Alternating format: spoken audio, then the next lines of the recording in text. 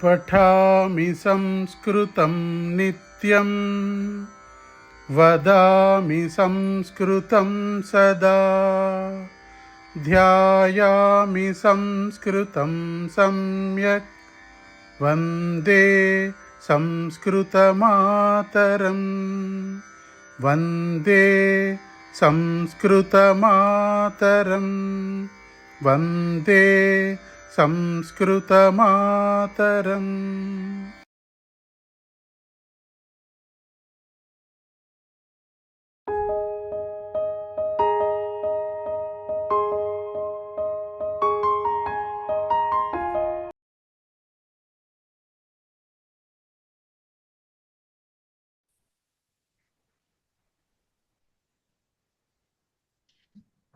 ధ్యేయమంత్రం.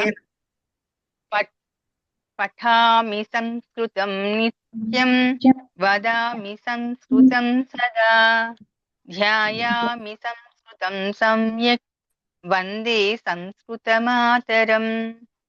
సంస్కృతస్య ప్రసారాయ నైజం సర్వం దదామ్యహం. సంస్కృతస్య సదా భక్తో వందే సంస్కృతమాతరం. సంస్కృతస్య కృతే జీవన్ సంస్కృతస్య కృతే యజన్ ఆత్మానమాహుతం మన్యే వందే సంస్కృతమాతరం. వందే సంస్కృతమాతరం. ధన్యవాదాः మహోదయ. ధన్యవాదాः.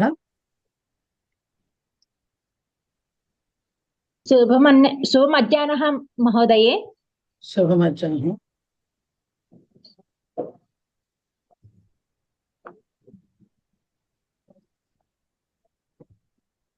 ఎక్కడున్నాం మనం ఇప్పుడు? సూర్యంతం నాయకం.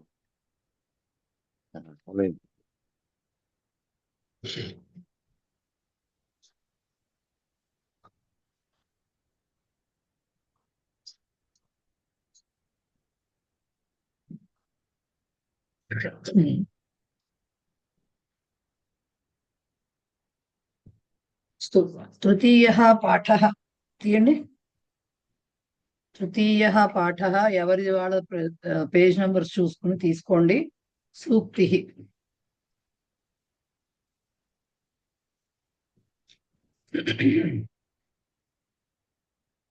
భవితవ్యానాం ద్వారాణి భవంతి సర్వత్ర. భవితవ్యానాం ద్వారాణి భవంతి సర్వత్ర. ద్వారాణి ద్వారం కాబట్టి ద్వారాణి అంటే తలుపులు, ద్వారములు ఏవైనా కావచ్చు. సర్వత్ర భవంతి అన్ని చోట్ల ఉంటాయి. దేనికి ఉంటాయి ద్వారాలు? భవితవ్యానాం. ఇప్పుడు భవితవ్యం అంటే ఏమిటో మీకు అర్థం తెలుసుంటుంది కదా, తవ్య తనియర ప్రత్యయం చదివారు కాబట్టి. భవితవ్యం అంటే జరిగి తీరేవి, ఖచ్చితంగా జరిగేవి, జరపబడేవి. ఫ్రాంక్లీ స్పీకింగ్ బట్ జరిగేవి అని మనకు అనుకుంటాం. అంటే నిశ్చితమైనవి ఏవైతే ఉంటాయో అవి. అంటే ఖచ్చితంగా జరిగేది జరక్కమానదు అంటాను చూసారా. జరిగేది జరక్కమానదు. జరక్కమానదు అంటే అర్థం ఏంటి? దానికి ఖచ్చితంగా ఇది జరగాలని రాసి పెట్టుంటే ఎక్కడైనా సరే దానికి ద్వారం అనేది ఉంటుంది, ఓపెనింగ్ ఉంటుంది. ఖచ్చితంగా ఏదో ఒక వే వెతుక్కుంటుంది. అది ఇది ఖచ్చితంగా జరిగి తీరాలి అని అంటే.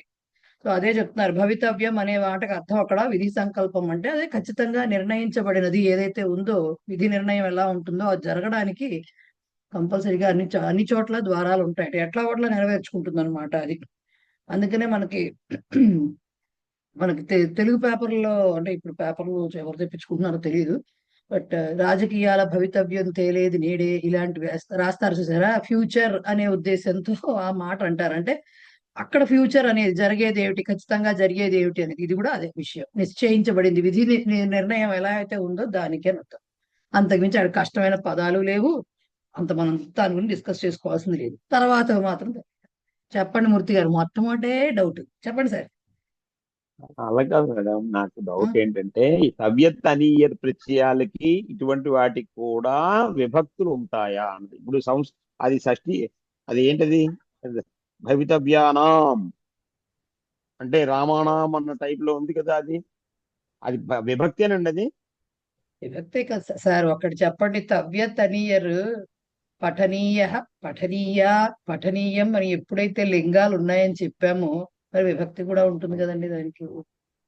లింగాలంటే విభక్తి ఉంటుంది. విభక్తి కూడా ఇప్పుడు ఉంటుంది కదండి. పఠనీయాని అన్నదానికి అంటే ఈకారాంతం అని అనుకోవాలి ఇంకా అది. అంతే, పఠనీయానికి విభక్తి కావాలంటే అంతే కదా మేడం? పఠనీయానికి విభక్తి ఉండదు, పఠనీయంకే విభక్తి ఉంటుంది. అదే మొదలు పఠనీయం నుంచి జ్ఞానం జ్ఞానే జ్ఞానాని, పఠనీయాని షష్ఠీ విభక్తి బహువచనం.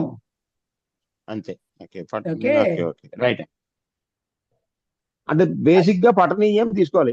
పఠితవ్యం కూడా పఠితవ్యం పఠనీయం కూడా తీసుకోవాలి విభక్తులకి. అన్నిటికీ ఇది కానీ ఉంటాయి. ఇది కానీ అది కానీ తీసుకోవాలి. ఎప్పుడైతే మీకు లింగ భేదం ఉన్నది అని చెప్పామో అన్ని విభక్తులు వస్తాయి, కానీ వాటిని ఖచ్చితంగా ప్రతి చోట వాడతామా విభక్తులు లేదా అనేది క్వశ్చన్ మార్క్. అది ఇప్పుడు జలం అనేది జలం నపుంసకలింగం సార్. జలం అంటే నీరు. మామూలుగా లెక్క ప్రకారం ఏమవ్వాలి, జ్ఞానం జ్ఞానే జ్ఞానాలాగా జలం జలే జల అని అనాలి. కానీ నీటికి బహువచన రూపం ఎక్కడైనా వాడడం చూసామా మనము? అంతేకాదండి, ఇప్పుడు మీ సంబోధన విభక్తి అనం కదా జనరల్ అనం కదా. సో అట్లా ప్రతిదీ అంటే మీకు జలాన్ని వాడతారు. ఎప్పుడు వాడతారు? అది వెరీ రేర్ సిచ్యుయేషన్స్. ఎక్కడ నదీ జలాలు, పవిత్ర నదీ జలాలు అన్న చోట ఒక్కొక్కసారి వాడితే, అంటే రకరకాల నదుల నుంచి వస్తాయి కాబట్టి వాడేందుకు అవకాశం ఉంటుంది. అంతేగాని మామూలుగా ఇక్కడ నీళ్లు ఉన్నాయని మనం అన్నంత మాత్రాన నీళ్లను తీసుకెళ్లి జలాని సంతి అనం కదా, జలం అస్థి అని అంటాం. సో ఎక్కడ మనకు అది వాడేందుకు లింగ భేదం ఉంటే ఖచ్చితంగా మీకు విభక్తులు ఉంటాయి. విభక్తులు ఉన్నాయి అన్నంత మాత్రాన అన్నిటినీ ప్రతి చోట వాడితే సబబుగా ఉంటుందనేది కాదు. Okay right. సో ఇప్పుడు శత్రు ప్రత్యయం చదువుకుంటున్నాం కదా మనము. శత్రు ప్రత్యయంలో ఏం చేసాం? పుంలింగ రూపం చదువుకున్నాం. అంటే పుంలింగ రూపం, స్త్రీలింగ రూపం, నపుంసకలింగ రూపం ఉంటాయనుకుని పుంలింగంతో స్టార్ట్ చేసి దాంట్లో ప్రథమ విభక్తి ఏక ద్వి బహువచనాలు చెప్పుకున్నాం. అంటే ప్రథమ విభక్తి అని చెప్పలేదు, మామూలుగా చెప్పుకున్నాం అంతే. ఏమని చెప్పుకున్నాం? పఠంతౌ పఠంతః అని ఉంటుంది, అంతవరకు చెప్పుకున్నాం. దాంట్లోనే విశేష క్రియాపదాలు ఉంటాయి. శక్నోతి, దానికి వచ్చేసరికి శక్నువన్, శక్నువంతౌ, శక్నువంతః ఇలాంటివన్నీ సెకండ్ లెసన్ లో చూసాం. ఎప్పుడైతే పఠంతౌ పఠంతః అని పుంలింగం అని చెప్పాము, ఇది ఇలాగా ఇలా వచనం ఏకవచనం బహువచనం అని చెప్పాము, కంపల్సరీగా అది ప్రథమ విభక్తి కింద లెక్క కదా. బాలకః పఠన్. మరి విభక్తులు ఎట్లా చెప్తామండి దీనికి?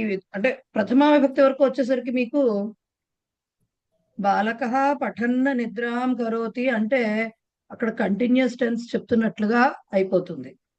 ఓకే, చదువుతూ నిద్రిస్తున్నాడు అని చెప్తున్నాము. రెండు యాక్షన్స్ సైమల్టేనియస్ గా జరుగుతుంటే ఫస్ట్ యాక్షన్ అది చెప్తున్నాము అని. అయితే ఇప్పుడు ద్వితీయ విభక్తి నుంచి ఈ లెసన్ లో ద్వితీయ విభక్తి నుంచి వస్తాయి.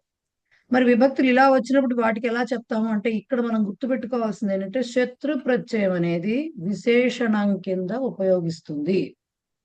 ఎప్పుడైతే అది విశేషణం కింద ఉపయోగించామో అప్పుడు దానికి అన్ని విభక్తులు విశేష్యమును అనుసరించి ఉంటాయి. విశేషణ విశేష భావ నియమాలన్నీ కూడా ఉంటాయి అని చెప్పుకున్నాం.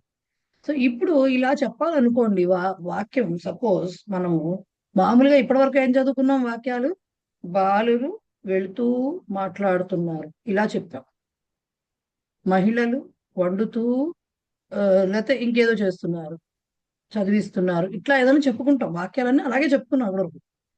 రైట్. ఇప్పుడు నేను ఇంకొక వాక్యం ఇలా చెప్దాం అనుకుంటున్నా. చదువుతున్న బాలుని పిలు. లేదు, ఇది ఒక వాక్యం చెప్పా. చదువుతున్న బాలుని ఆర్ బాలకుని ఎనీథింగ్, బాలుని పిలువు అని చెప్తున్నా, ఆర్ పిలవండి ఎనీథింగ్. ఇది ఒక మాట చెప్తా. ఓకే, ఈ బొమ్మ ఆర్ ఈ చిత్రము కూర్చున్న బాలికచే గీయబడింది అని చెప్పా. వాక్యాలు అర్థం చేసుకోండి ఎలా చెప్తున్నా. చదువుతున్న బాలుని పిలువు అని ఒక వాక్యం చెప్పా. ఈ చిత్రము కూర్చున్న బాలికచే గీయబడినది అని చెప్పా. ఓకే, అక్కడ వెళుతున్న అతనికి పుస్తకము ఇవ్వు అని చెప్పా. ఇంకొక వాక్యం చెప్పా. అక్కడ వెళుతున్న అతనికి పుస్తకము ఇవ్వు అని చెప్పా. ఓకే. అలాగే ఉద్యానములో ఊగుతున్న చెట్టు నుండి పండు పడింది అని చెప్పారు. వాక్యాలు ఎన్ని విభక్తుల్లో చెప్తున్నానో చూడండి. చెప్తున్నానా అన్నిట్లోనూ? ఊగుతున్న చెట్టు నుండి పండు పడింది, రైట్. బహుమతి తీసుకుంటున్న, ఆర్ ఇంకా అంత కష్టమైన మాట వద్దు అనుకుంటే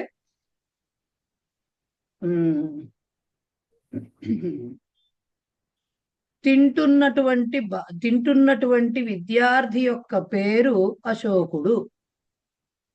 విద్యార్థి యొక్క పేరు తింటున్న ముందు చెప్పా, విద్యార్థి యొక్క పేరు అశోకుడు అన్న. ఓకేనా? మూసి ఉన్న పుస్తకం, మొన్న కూడా ఈ ఎగ్జాంపుల్ చెప్పుకున్నాం ఫస్ట్ లో. మూసి ఉన్న పుస్తకమునందు పెన్సిల్ ఉన్నది ఆర్ పెన్ను ఉన్నది. ఇలా చెప్పినప్పుడు నేను ఇన్ని వాక్యాలు చెప్పా కదా. ఫస్ట్ చదువుతున్న బాలుని పిలువు అంటే, బాలుని పిలువు అంటే చెప్పేస్తారు, చక్కగా చెప్పేస్తారు. బాలం ఆహ్వయతు అని చెప్పేస్తారు. మరి చదువుతున్నాక ఎట్లా చెప్తారు? వీటిలో అన్నిట్లో, ఈ వాక్యాలన్నిట్లో చదువుతున్నా, తింటున్నా, అంటే కూర్చున్నా, లేకపోతే ఇలాగే అన్ని అలాగే వచ్చాయి. కూర్చుంటున్నా ఇలాగా అన్ని ఇలాగే వచ్చాయి. దాంట్లో మార్పులు రావట్లే. కానీ పక్కన బాలుని పిలు, విద్యార్థి యొక్క పేరు, ఊగుతున్నటువంటి అని చెప్పాం. కానీ అలా మాట్లాడకుండా చెట్టు నుండి, ఇలా పక్కనున్న విశేషానికి రకరకాల విభక్తులు వచ్చాయి. కానీ తెలుగు భాషలో మనకి ఈ ఊగుతున్నా, తింటున్నా, కూర్చుంటున్నా, తాగుతున్నా, పరిగెడుతున్నా ఇట్లాంటి వాటికి మరి అక్కడ తెలుగులో విభక్తులు కనపడవు. మరి అది ఎలా చెప్తారు? సంస్కృతంలో చెప్పాలంటే ఎలా చెప్తారు? ఖాదతి అంటే తింటున్నాడు అని చెప్పేస్తాం. అది కాదు. ఖాదితవాన్ అంటే తినేశాడు, అది కాదు. అందుకని అలాంటి చోట్ల వాడేటప్పుడు ఏమవుతుందంటే మనకి ఈ శత్రు ప్రత్యయ రూపాలకి విభక్తులు వస్తాయి. బాలకః ఖాదన్న తిష్టతి అన్నప్పుడు బాలకుడు తింటూ కూర్చున్నాడు అని చెప్తాం. ఓకే. ఖాదన్ బాలకః ఏవ రామః అన్నాం అనుకోండి. సపోజ్ వాక్యాన్ని కొద్దిగా మార్చా నేను. ఖాదన్ బాలకః ఏవ రామః అన్నాం అనుకోండి, తింటున్న బాలుడే రాముడు అని చెప్తున్నాం. ఓకే. తింటున్న బాలుడే రాముడు అన్నాం. మరి ఇప్పుడు తింటున్న బాలుని పిలు అంటున్నాం. ఓకే. అక్కడ రాముడు అని చెప్పేసాం, అంతటితో అయిపోయింది. కాబట్టి అక్కడ రామః అని వచ్చింది కాబట్టి బాలహ ఏవ రామః అనేసాం, బాగుంది. ఆ బాలహకి ఎట్లాంటి బాలుడు? బాలహ ఏవ రామః అంటే అలా అర్థం వస్తుంది. బాలుడే రాముడు అంటే ఏ బాలుడు రాముడు కాదు కదా, తెలియదు కదా. అందుకని ఏం చెప్పాం, స్పెసిఫిక్ గా అక్కడ తింటున్నాడు చూసావా, వాడే రాముడు అని చెప్తున్నాం. సో ఖాదన్ బాలహ ఏవ రామః. ఇప్పుడు ఖాదన్ అనే మాట మీకు తెలుసు శత్రు ప్రత్యయంలో, పుంలింగంలో. సో ఏం చెప్పాం, ఖాదన్ బాలహ ఏవ రామః అన్నప్పుడు ప్రథమా విభక్తే చెప్తున్నాము. అక్కడ ఖాదన్ అనే దాన్ని ఏం చేశాము, బాలహకి విశేషణం కింద చెప్పేశాం. తింటున్నటువంటి ఈ బాలుడు ఎలాంటి వాడు? తింటున్నాడు. సో తింటున్న బాలుడే రాముడు అని చెప్పి అది అక్కడికి అలా ప్రథమా విభక్తి ఉపయోగిస్తాం అన్నమాట. ఓకే. ద్వితీయ విభక్తి వస్తోంది ఇవాళ. ఇప్పుడు ద్వితీయ విభక్తి వచ్చింది. శత్రు ప్రత్యయము ద్వితీయ విభక్తి అండ్ నపుంసకలింగము. పుంలింగంలో ద్వితీయ, నపుంసకలింగంలో ప్రథమ ద్వితీయ రెండు వస్తాయి. ఇప్పుడు ఏం చెప్పాను, ద్వితీయ విభక్తికి వచ్చేసరికి నేను తింటున్న బాలుని పిలు. ఆ బాలుడు ఎవడు, ఏమిటి, ఏమి అడగట్ల. అక్కడ తింటున్న పిల్లాడిని పిలు అని మాత్రమే చెప్తున్నారు. పిల్లవాడిని పిలు అన్నప్పుడు బాలుని పిలు, బాలకం ఆహ్వయతు ఆర్ ఆహ్వయాస్, ఎనీథింగ్, మధ్యమ పురుష ఆర్ ప్రథమ పురుష. కానీ తింటున్నా అనగానే మళ్ళీ కాదని చెప్పలేము, ఎందుకంటే బాలకం అని చెప్తున్నాం. ఇక్కడ బాలకం అక్కడ ఏం చెప్పాం, బాలహ ఏవ అన్నాం కాబట్టి కాదని సరిపోయింది, రెండు ప్రథమ విభక్తిలో ఉన్నాయి. ఇక్కడ ఏం చెప్తున్నాము, బాలకం ఆహ్వయతు అన్నప్పుడు బాలకం ద్వితీయకి వెళ్ళిపోయింది. అప్పుడు ఏం చేయాలి, ఈ ఖాదన్ కూడా ద్వితీయ పెట్టాలి.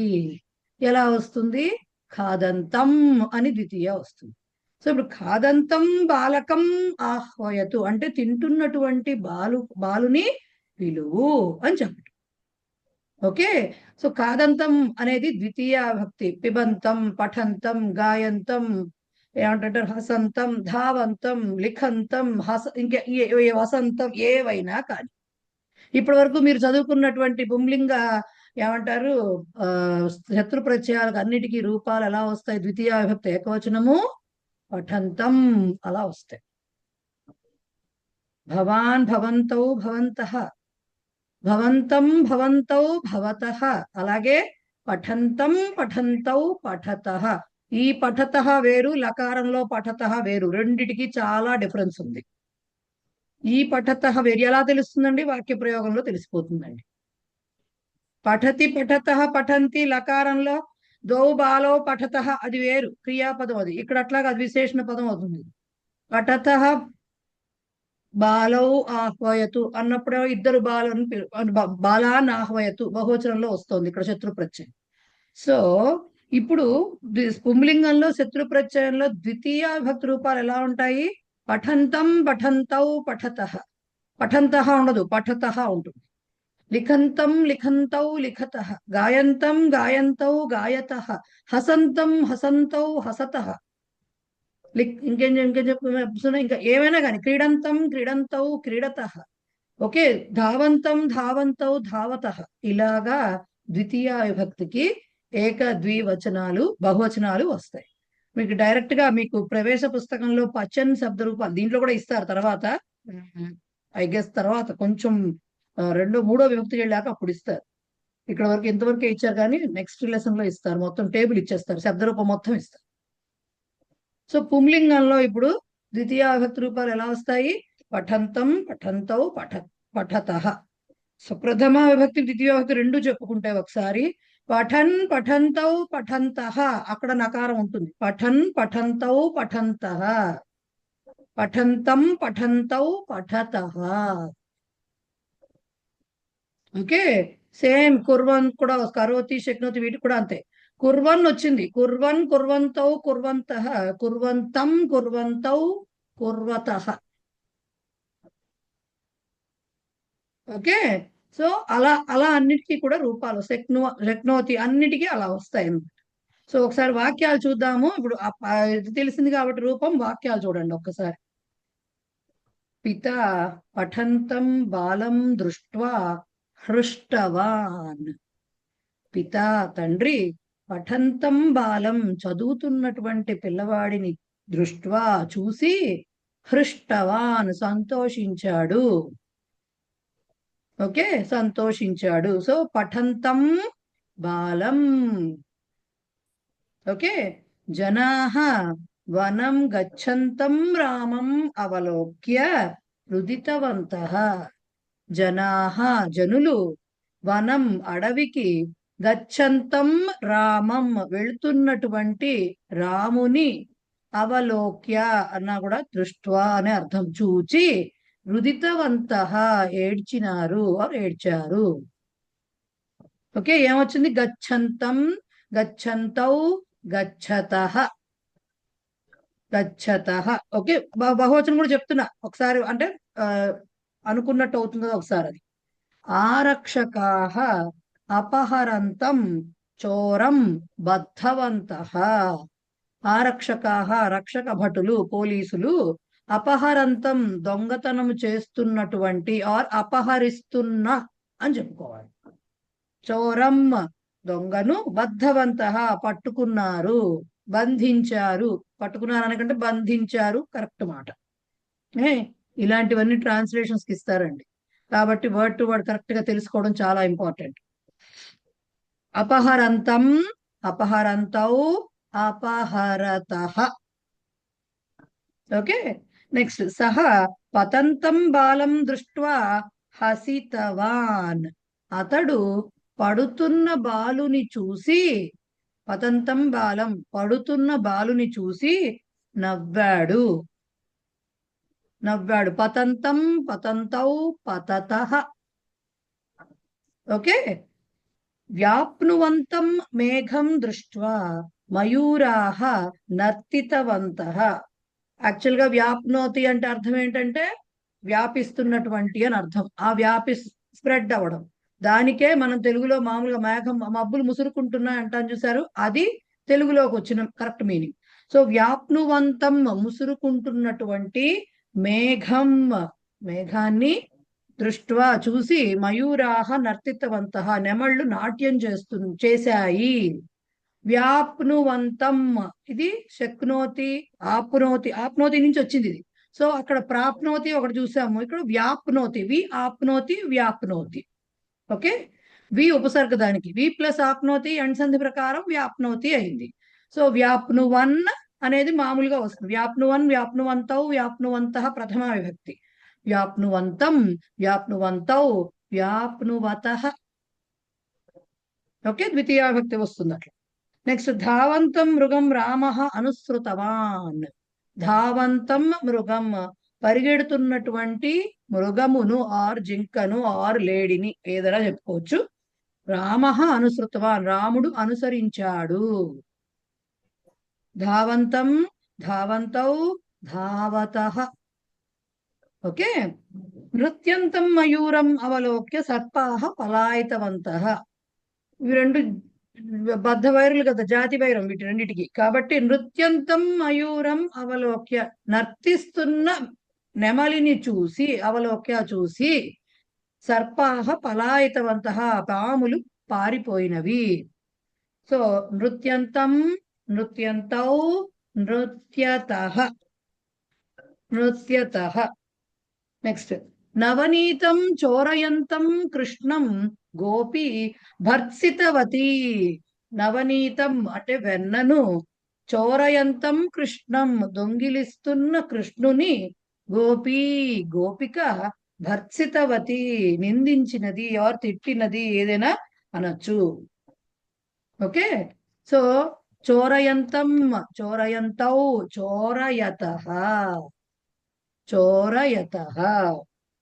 అర్చయంతం భక్తం దేవః అనుగృహీతవాన్. అర్చయంతం భక్తం అర్చిస్తున్నటువంటి భక్తుని దేవుడు అనుగ్రహించాడు. అర్చయంతం, అర్చయతి వస్తుందా, దాని నుంచి అర్చయంతం, అర్చయంతౌ, అర్చయతః బహువచనం. ఓకే, ఉత్తరం అజానంతం ఛాత్రం గురు ఉత్థాపితవాన్. ఇది చిన్న కొంచెం డిఫరెంట్ ప్రయోగం. అజానంతం, జానంతం అంటే మనకు మామూలుగా జానన్, జానంతౌ, జానంతః, జానంతం, జానంతౌ, జానతః, జానతః వస్తుంది. మరి ఆ ఎందుకు వచ్చిందంటే దాన్ని నెగేట్ చేయటం అనమాట. ఆ నా జానంతం అని అర్థం. అజానంతం అంటే నా జానంతం అని అర్థం వస్తుంది అనమాట. సో ఇక్కడ అజానంతం ఒకటే మాటగా రాశారు. అది ఎందుకు వస్తుంది అలాగా అనేది 4th లెవెల్లో తెలుస్తుంది. సో ఉత్తరం అంటే సమాధానమును, అజానంతం ఛాత్రం తెలియని, తెలుసుకోని విద్యార్థిని. ఓకేనా, గురువు ఉత్థాపితవాన్ టీచర్ గారు, అదే గురువు ఉత్థాపితవాన్ నిలబెట్టాడు.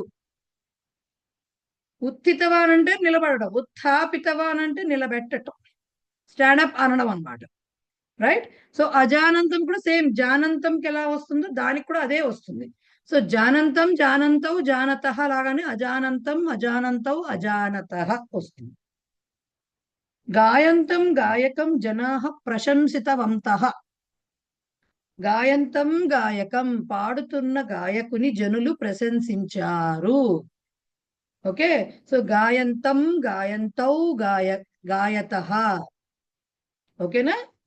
విషయం స్మరంతం భాషణకారం దృష్ట్వా సర్వే హసితవంతః. ఎవరైనా మాట్లాడతామని ఇదైపోయి ముందరకు వచ్చి స్టేజ్ మీదకి వచ్చి ఏం మాట్లాడాలో తెలియక గుర్తుకు రాక తెల్లమొహం వేస్తే అందరు నవ్వుతారు కదండి. అదే జరిగింది ఇక్కడ. విషయం స్మరంతం విషయమును గుర్తు చేసుకుంటున్నటువంటి భాషణకారం మాట్లాడే అతనిని చూసి, అంటే ఉపన్యాసకుడిని చూసి సర్వే హసితవంతగా అందరూ నవ్వారు. స్మరంతం, స్మరంతౌ, స్మరతః, స్మరతః. అక్కడికి ఆ 12 వాక్యాలు పుంలింగంలో ద్వితీయ విభక్తి ఏకవచన ప్రయోగంతో వచ్చినవి. ఇప్పుడు బహువచనంతో వస్తున్నాయి చూడండి. భవాన్, యాక్చువల్గా భవాన్ బోల్డ్ లెటర్స్ లో ఇచ్చారు, బాలకాన్ ఇవ్వాలి. భవాన్ క్రీడతః బాలకాన్ పశ్యతు. భవాన్ మీరు, క్రీడతః బాలకాన్ ఆడుతున్న బాలకులను. తెలుగులో ఆడుతున్నానే చెప్తాము, కానీ సంస్కృతంలోకి వచ్చేసరికి ఆ పక్కన ఎవరున్నారు ఏమిటి చూసుకుని దాని విభక్తి పెట్టాలి, దానికి శత్రు ప్రత్యయానికి. సో ఆడుతున్న బాలకులను, క్రీడతః బాలకాన్ చూడండి, పశ్యతు. ఓకే, క్రీడతః క్రీడన్, క్రీడంతం క్రీడంతౌ క్రీడతః. తూష్ణీం తిష్టతః కర్మకరాన్ స్వామి ఆక్షిప్తవాన్. తూష్ణీం తిష్టతః, ఖాళీగా, తూష్ణీం అంటే కామ్గా ఏ సౌండ్ చేయకుండా ఉంచడం, దీనికే ఖాళీగా కూర్చోవడం అనేది, అంటే ఆ సందర్భాన్ని బట్టి చెప్పుకుంటాం.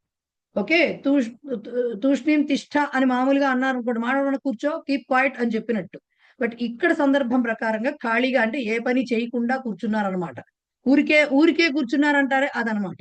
ఊరికే నిల్చున్న టైప్ లో. తూష్ణీం తిష్టతః కర్మకరాన్, ఉంచున్నటువంటి పనివారిని స్వామి యజమాని ఆక్షేపించను అనే ఇచ్చారు. ఆక్షిప్తవాన్ అన్నప్పుడు, ఆక్షేపించను అంటే ఏంటి, ఏమిటి ఇక్కడ కూర్చున్నారు అదిలిస్తాను చూసారు మనము, దానికి అభ్యంతరం వ్యక్తం చేయడం, అలాంటి మీనింగ్స్ వస్తాయి. ఆక్షేపించను అని రాసేసేయచ్చు, తప్పులేదు.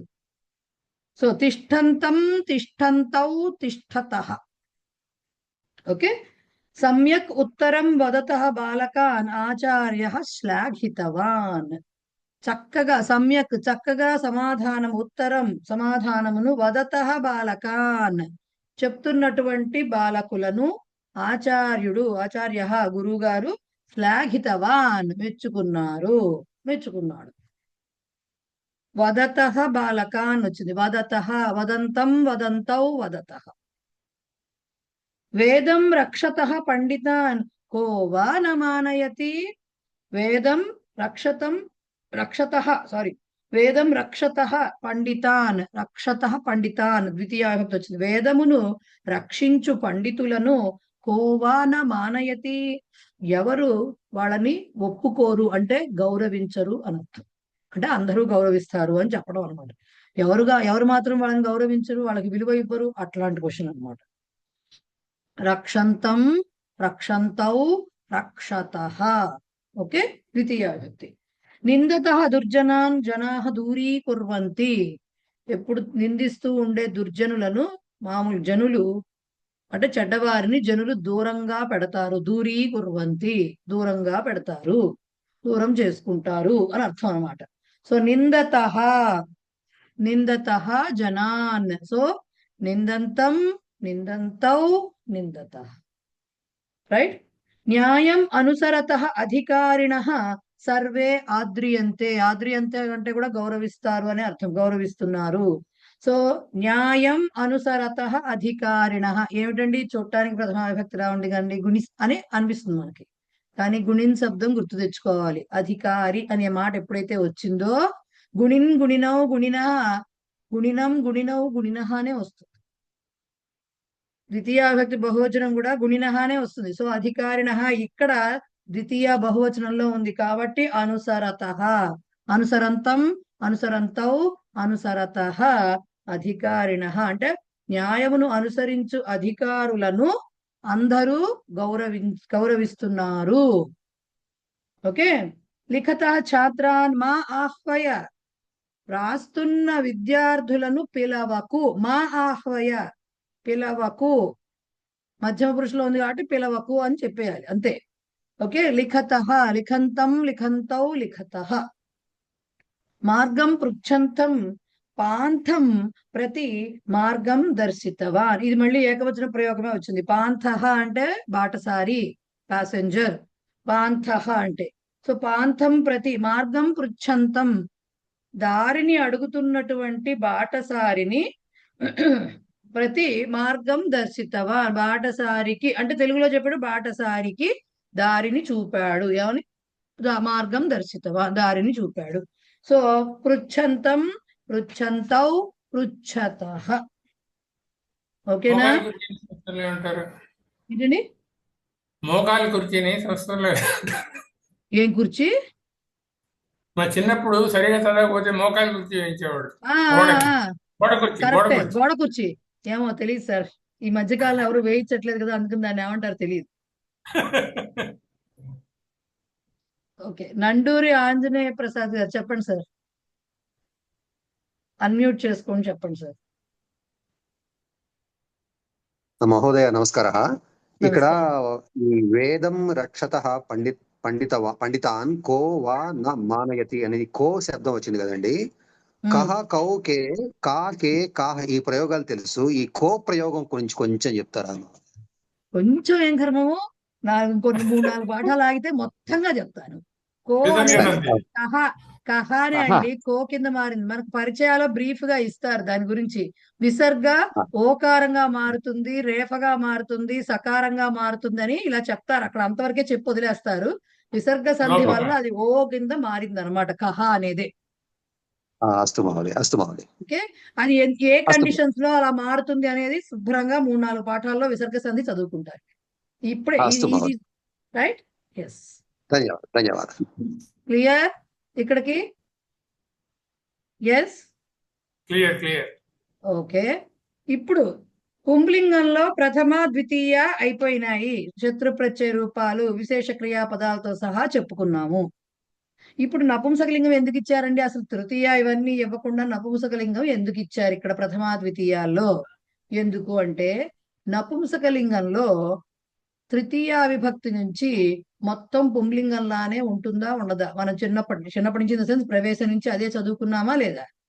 అవునా కాదా? సంస్కృతంలో చిన్నప్పటి నుంచి అని అర్థం నా ఉద్దేశం. సో ప్రథమ నపుంసకలింగ శబ్దాలన్నీ తృతీయ విభక్తి నుంచి పుంలింగ శబ్దాల్లో ఆ అంతాల శబ్దాలని ఫాలో అవుతాయని చదువుకున్నామా? రామేణ రామాభ్యాం రామయ్యలాగా జ్ఞానేన జ్ఞానాభ్యాం వస్తుంది. హరి శబ్దం లాగా వారి శబ్దం వారినా వారిభ్యాం వారిభి అని వస్తుంది. మధునా మధుభ్యాం మధుభి అని గురు శబ్దం లాగా వస్తుంది. సో ఇలా అన్ని చెప్పుకున్నాం కాబట్టి ఇక్కడతో తృతీయ విభక్తి కూడా ఇక్కడ నపుంసకలింగంలో ప్రథమ ద్వితీయ విభక్తులు కనుక ఇక్కడ చెప్పేస్తే నెక్స్ట్ లెసన్ నుంచి అటు పుంలింగం ఇటు నపుంసకలింగం రెండిటికి తృతీయ నుంచి సప్తమి వరకు చెప్పేయచ్చని చాలా కుట్ర జరిపి ఇక్కడ మీకు నపుంసకలింగం చెప్పేశారు ద్వితీయ ప్రథమ. రైట్, అవి రెండు కూడా మళ్ళీ ఇంకో పాయింట్ కూడా తెలుసుకున్నాం చిన్నప్పటి నుంచి. నపుంసకలింగంలో ప్రథమ ద్వితీయ విభక్తి రూపాలు ఒకే రకంగా ఉంటాయి. జ్ఞానం జ్ఞానే జ్ఞానాన్ని, జ్ఞానం జ్ఞానే జ్ఞానాన్ని, వారి వారిని వారిని, వారి వారిని వారి, మధుమధుని మధుని, మధుమధుని మధుని. సో ఒకటి వస్తే రెండు వచ్చేసినట్టే ఆటోమేటిక్ గా. కాకపోతే వాడేటప్పుడే మార్పులు ఉంటాయి, అంతే తేడా. మరి దీంట్లో ఎలా ఉంటాయి? మనము శత్రు ప్రత్యయం మొదలు పెట్టినప్పుడు ప్రాతిపదిక నుంచి 3 రూపాలు వచ్చినప్పుడు పుంలింగం పఠన్ వచ్చింది, స్త్రీలింగం పఠంతి వచ్చి ప్రాతిపదిక పఠత్, నపుంసకలింగం కూడా పఠత్ లాగానే ఉంటుంది అని చెప్పుకుంది. రైట్, పఠత్ లాగానే ఉంటుంది. మరి అలా పఠత్ అంతవరకు అర్థమైందండి మాకు కూడా, కొత్తగా మీరు చెప్పక్కర్లేదు. ఇప్పుడు అసలు ద్వివచనం బహువచనం ఎలా వస్తాయి? పఠత్, పఠతి, పఠంతి. ఈ పఠంతి వేరు, పఠతి పఠత పఠంతి వేరు. ఈ పఠంతి వేరు, పఠత్ పఠతి పఠంతి. రెండోది కూడా అదే వస్తుంది, పఠత్ పఠతి పఠంతి. ఏమంటే మరి పఠధాతువుకి ఎలా చెప్తామండి? నపుంసకలింగాలంటే ఒక మిత్రం తీసుకోవచ్చు, ఇంకా అంతకుమించి పఠత్ మిత్రం అని తీసుకోవచ్చు. మిత్రం నపుంసకలింగం కాబట్టి. ఓకే, పఠతి మిత్రే అని తీసుకోవచ్చు, పఠంతి మిత్రాణి అని చదువుకోవచ్చు. మిత్రాణి పఠంతి వేరే అయిపోతుంది, పఠంతి మిత్రాణి వేరే అవుతుంది. రైట్, అలా వస్తాయండి. పఠత్ పఠతి పఠంతి, లిఖత్ లిఖతి లిఖంతి. ఇంకా ఇంకా అన్ని వెర్బ్స్ కి కూడా అట్లాగే వస్తాయి. ఒకసారి స్లైడ్స్ చూద్దాం ఉండండి, ఇంకేమైనా కొత్త వెర్బ్స్ ఏమైనా యాడ్ చేశానేమో దాంట్లో.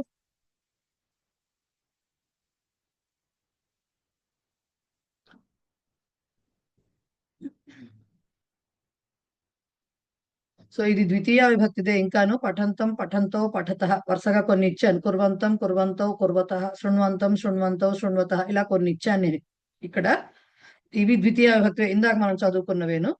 ఇకపోతే నపుంసకలింగంలో ప్రాతిపదికం ఇవ దృశ్యంతే, ప్రాతిపదికం లాగానే ఉంటాయి నపుంసకలింగ శత్రు ప్రత్యయ రూపాలు అని చెప్పి చెప్పడం అనమాట. అది నపుంసకలింగే ప్రథమ ద్వితీయాచ విభక్తి రూపాణి సమానాని, ఇది మన అందరికీ తెలిసిన విషయమే.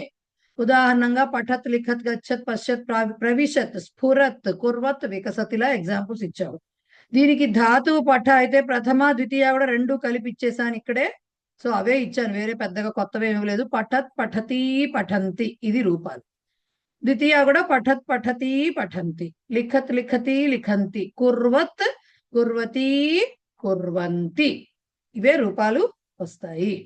రైట్, సో ఇవే రూపాలు కాబట్టి కొత్త వెర్బులు ఏమి లేవు, దాంట్లో ఉన్నవే ఇచ్చాం కాబట్టి ఇప్పుడు మనం ఏం చేయాలి అంటే మనం ఎగ్జాంపుల్స్ చదువు చూడండి, వాక్యాలు చూడండి. దీన్ని బట్టి దీంట్లో వాళ్ళే ఇచ్చేసారు మనకేం కష్టపడకుండా ప్రథమ విభక్తిలో ఎక్కడ వాడుతున్నారు, ద్వితీయ విభక్తిలో ఎక్కడ వాడుతున్నారు అనేవి వాళ్ళే ఇచ్చేసారు. చూడండి, ఉద్యానే పుష్పం వికసత్ అస్తి. ఉద్యానే పుష్పం వికసత్ అస్తి. తోటలో పువ్వు పూస్తూ ఉన్నది. అది ఇంకా ఫుల్ గా పుయ్యలేదు, అలా అని పుయ్యకుండా మొగ్గలాను లేదు, మధ్య మధ్యలో అనమాట. అంటే మనం ఈ డిస్కవరీ ఛానల్లో కెమెరాలు పెడితే ఇలా విచ్చుకుంటూ ఉంటుంది, అలా ఊహించుకోవాలన్నమాట. సో వికసిస్తూ ఉన్నది.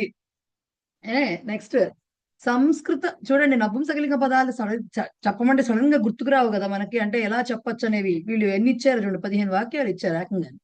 సంస్కృత ప్రచార చెప్పండి. ఇక్కడ పుష్పం వికసత్ అంటే పుష్పం అనే దానికి వికసత్ విశేషణం అవుతుంది, కానీ ముందుంది, పుష్పం ముందుంది కదా. జనరల్ గా మనకి విశేషణం ముందుండి తర్వాత పుష్పం ఉంటుంది కదా. రివర్స్ లో కూడా ప్రథమా విభక్తిలో ఇక్కడ చెప్తున్న వాక్యాలకి కంటిన్యూస్ టెన్స్ అర్థం తీసుకోవాలండి. వికసిస్తూ ఉన్నది. అదే మీరు ఇంకో రకంగా చెప్పొచ్చు. ప్రథమ విభక్తి ఇంకో రకంగా విశేషణ పరంగా చెప్పాలంటే వికసిస్తున్న పుష్పము అందముగా ఉన్నది అని చెప్పాలనుకున్నాను అనుకోండి నేను. అప్పుడు ప్రథమ విభక్తిలోనే ఉంటుంది. అప్పుడు వికసత్ పుష్పం సుందరం అస్తి అని చెప్పాలి. ఇప్పటిదాకా అట్లా వచ్చింది. ఇప్పుడు పుష్పం ముందు వచ్చి విశేషణం బ్యాక్ వచ్చింది కదా. ఇప్పటిదాకా అలా రాలేదు. ద్వితీయ విభక్తిలోనే మీకు అలా వచ్చింది. ముందర వచ్చిన వాక్యాలు అలా రాలే. ఫస్ట్ 2 పాఠాల్లో వచ్చిన వాక్యాలు ప్రథమ విభక్తి వాక్యాల్లో మీకు అలా రాలేదు. మీరు కావాలంటే ఒకసారి వెనక్కి తీసి చూడండి. ద్వితీయ విభక్తి నుంచి పుంలింగంలో ద్వితీయ విభక్తి నుంచి ఇలా వచ్చింది. ప్రథమ విభక్తిలో వాళ్ళు అలా చెప్పలేదు, విశేష రూపంలో చెప్పలేదు. అవును, ఇప్పుడు కూడా ఉద్యానే వికసత్ పుష్పం అస్తి అనొచ్చుగా. ఇప్పుడు కూడా అనొచ్చుగా, విద్యానే అర్థం మారుతుంది. అప్పుడు అర్థం మారుతుంది. ఇప్పుడు పుష్పము వికసిస్తున్నది, వికసిస్తూ ఉన్నది అని చెప్పడానికి, నువ్వు వికసిస్తున్న పుష్పము ఒకటి ఉన్నది అని చెప్పడానికి తేడా ఉంది కదా. అది చెప్తున్నది. అది అక్కడేమో పుష్పానికి వికాసనం అనేది ఎడ్జెక్టివ్ గా చెప్తున్నాం. పుష్పం వికసత్ పుష్పం అస్తి అన్నప్పుడు. అదే పుష్పం వికసత్ అస్తి ఇందాక చెప్పిన ఎగ్జాంపులే సార్. ఏంటిది, ఏం చెప్పాను ఇందాక? పఠన్ బాలహ ఏవ రామః అన్నాను అనుకోండి, అక్కడ చదువుతున్న బాలుడు అని వస్తుంది. బాలహ పఠన్ అస్తి అంటే అక్కడ చదువుతూ ఉన్నాడు అని వస్తుంది. సో అది చిన్న తేడానే ఉంటుంది, చిన్న తేడా ఉంటుంది. ఒకటి కంటిన్యూస్ టెన్స్ లో ఉంటుంది, ఒకటేమో విశేషణ పరంగా ఉంటుంది. రైట్. సంస్కృత ప్రచార కార్యం సమ్యక్ ప్రచలత్ అస్తి. ప్రచలత్ అస్తి. ఇందాక దానికి ఇవి చెప్పుకోలేదుగా వచనాలు. వికసత్ వికసతి వికసంతి, వికసత్ వికసతి వికసంతి అని వస్తుంది దానికి. సో సంస్కృత ప్రచార కార్యము చక్కగా జరుగుతూ ఉన్నది. ప్రచలత్ అస్తి. ప్రచలత్ ప్రచలతి ప్రచలంతి. ఓకే, ప్రచలంతి. నెక్స్ట్, భవతః అధ్యయనం కథం ప్రచలత్ అస్తి. ఈ వాక్యం ఎగ్జామినేషన్ ముందర మాట్లాడుకోవాలన్నమాట. 10 రోజుల ముందరో 15 రోజుల ముందరో చదువు అనుకోవాలి. ఎలా చదువుతున్నారు మీరు, మీ చదువు ఎలా సాగుతోంది, సేమ్ ఇదే క్వశ్చన్. భవతః అధ్యయనం కథం ప్రచలత్ అస్తి. మీ చదువు ఎలా జరుగుతూ ఉన్నది అంటే మన భాషలో ఎలా సాగుతున్నది అని అర్థం. ఓకే, ప్రచలత్ అస్తి. నెక్స్ట్, వృక్షాత్ పర్ణం పతత్ అస్తి. పడుతూ ఉన్నదంటే ఇంకా గాలిలో ఉందన్నమాట. అది ఫుల్ గా పడిపోలేదు, చెట్టు మీద లేదు, మధ్యలో పడుతూ ఉన్నది, కిందకి పడే డైరెక్షన్ లో ఉందన్నమాట అది. రైట్. పర్ణం పతత్ అస్తి, పడుతూ ఉన్నది. యంత్రాగారే. మనం నపుంసకలింగ లింగ శబ్దాలతోటి గబుక్కున ఒక వాక్యం చెప్పండి, శత్రు ప్రత్యయం యూజ్ చేసి అంతా గబుక్కును తడుకోవాల్సి వస్తుంది. కానీ ఇక్కడ ఎన్ని ఇచ్చారో చూడండి చక్కగా. యంత్రాగారే, యంత్రం శబ్దం కుర్వత్ అస్తి. యంత్రాగారే, యంత్రం శబ్దం కుర్వత్ అస్తి. యంత్రాగారం అంటే ఫ్యాక్టరీ, దాంట్లో యంత్రం అంటే మిషన్, యంత్రము శబ్దాన్ని చేస్తూ ఉన్నది. కుర్వత్ అస్తి. కుర్వత్, కుర్వతి, కుర్వంతి అని వస్తుంది దాని రూపం. కుర్వత్, కుర్వతి, కుర్వంతి. ముందు కూడా పతతి పతతి అవుతుందా? పతత్ పతత్ పతత్ పతతి పతంతి అవుతుంది. ఓకే, పతంతి పతత్ పతతి పతంతి అవుతుంది. అయితే మేడం ఎవరో మాట్లాడుతున్నారు, మ్యూట్ అయిపోయారు. శివమాల గారు చెప్పండి. ఇందాక మనము పుంలింగానికేమో అది విశేషణంగా వస్తుందని చెప్తున్నాం కదా, అంటే మరి ఇక్కడ నపుంసక లింగంలో ఇది విశేషణం అవదా అండి? ఒక్క నిమిషం అవదు కదా అప్పుడు? అలా ఇప్పుడు అవ్వట్లేదండి. ఇప్పుడు ఫస్ట్ 2 పాఠాల్లో మీకు చెప్పిన వాక్యాలు కంటిన్యూస్ టెన్స్ లోనే చెప్పారా లేదా?